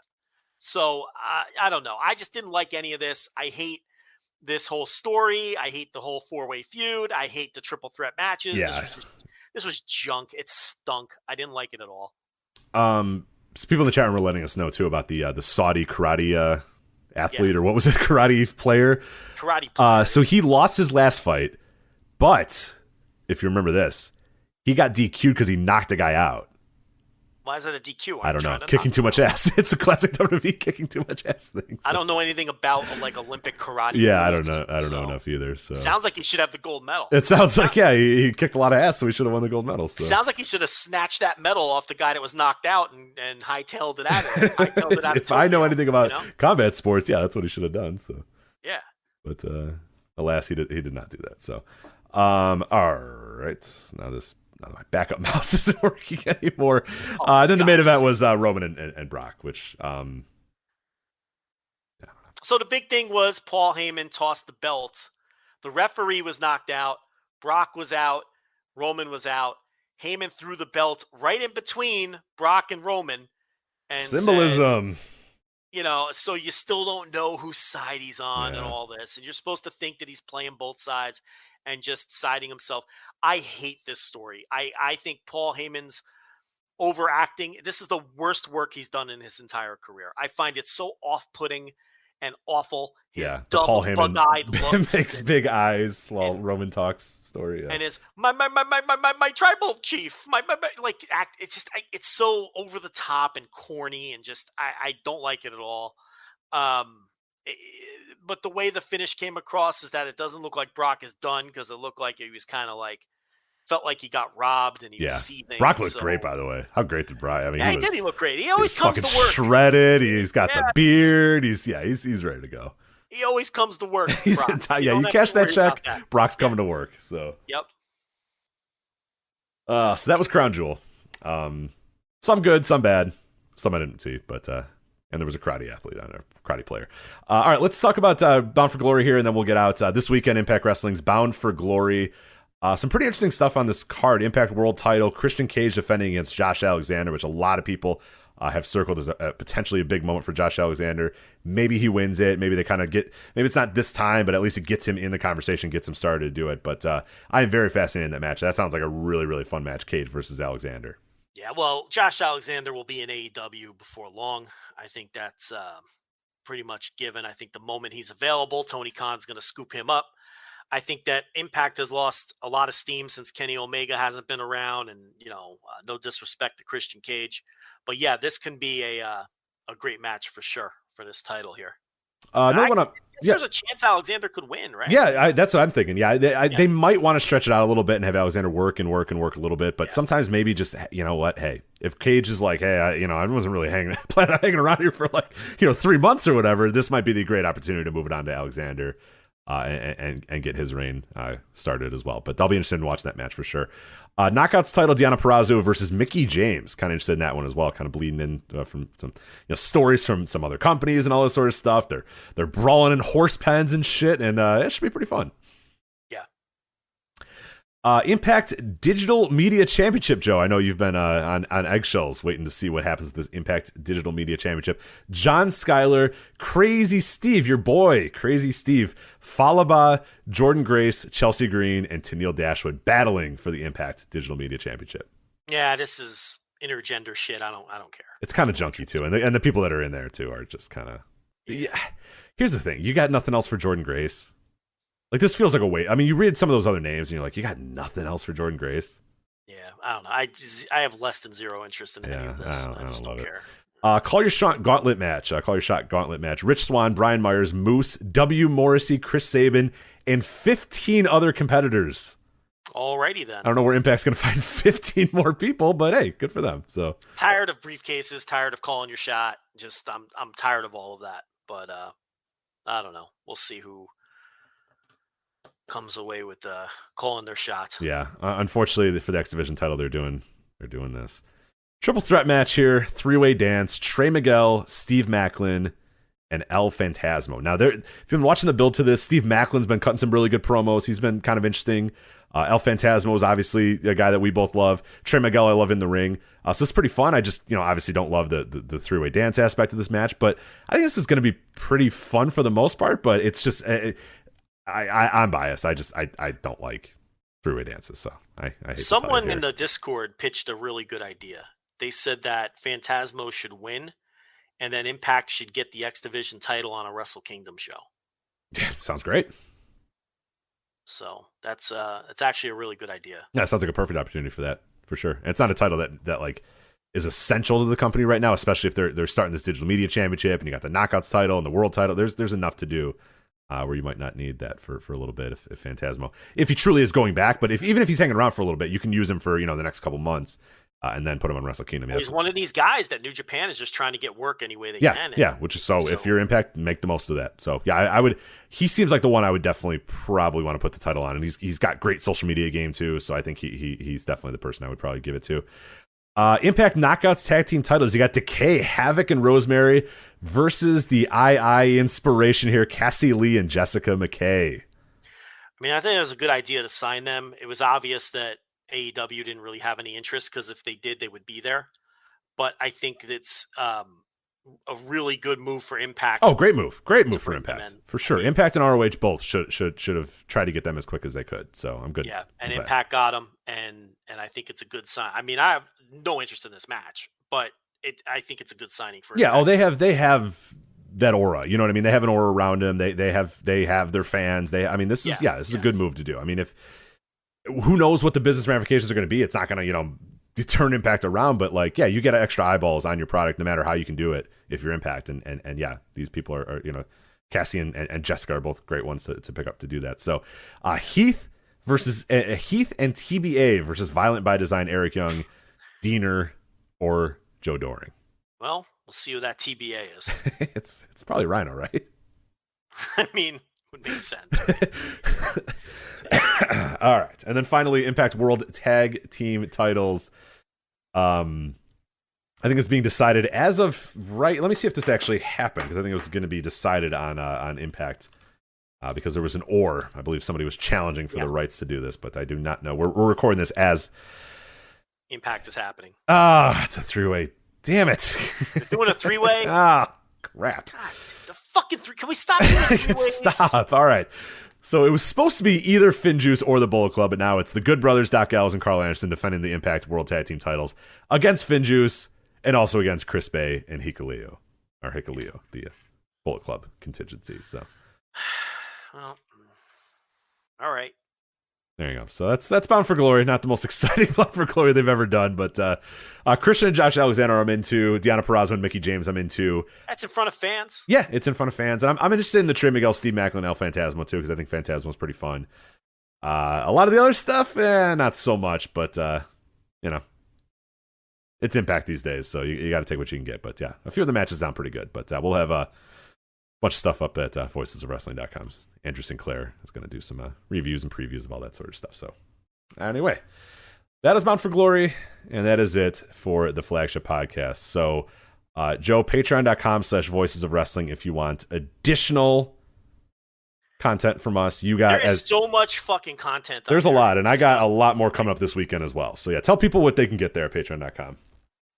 Oh my God! Well, you can recap all 18 nights of the G1, including It Was a Show or whatever. if you would like to do that. No, but we have the big New Japan update with the Shibata return details and the Ibushi details, stuff you're not going to get really anywhere else. Details and that update, that's on the $5 tier. I referenced earlier that that column I wrote breaking down the embarrassing Friday night for WWE last Friday and going head to head with Rampage. Normally that's $10 content. That's on the $5 tier as well. So Rich has those NBA Intelligentsias up.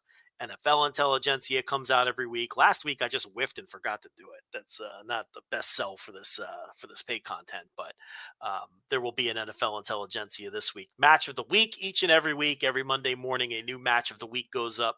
You never know what I'm going to pull out of my archives, and then everybody has a fun time discussing the match of the week, both behind the paywall and behind our paywall rooms on our Discord.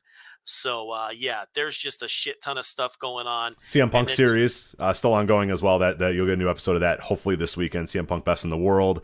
Also, hopefully a new episode of the Daniel Bryan series as well, going through the Daniel Bryan's journey in WWE between WrestleMania 28 and WrestleMania 30. Should be hopefully getting one of those by the end of the month. You'll definitely get one. You'll definitely get a CM Punk Best in the World, or at least one or two of those over the next 2 weeks. That's me going back and watching old good CM Punk matches. So yeah. So much going on. I mean, every day there's 2 or 3 pieces of content going up.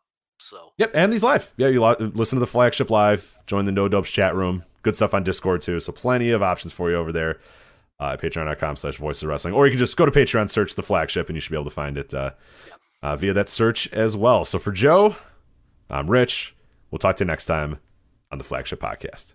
Take care. Free shipping in continental U.S. only. See website for subscription offer details. Calling all partners. Losing weight is better together with Nutrisystem's new partner plan. It's so much easier when you do it together. You'll both get new premium meals with up to 30 grams of protein. They're big and filling and taste delicious. New skillet selections that go from pan to plate in minutes. And new restaurant faves that taste like your favorite restaurant meals, portioned at half the calories. Powered by the science of ProSync to help keep your blood sugar steady and you losing weight. Motivate each other, keep each other accountable, and reach your goals with Nutrisystem's Partner Plan. Just go to Nutrisystem.com/diet right now and get 50% off. You heard me right. Go to Nutrisystem.com/diet right now and get 50% off everything. Don't wait. This special offer will not last long. Just go to Nutrisystem.com/diet right now and get 50% off. Go to Nutrisystem.com/diet.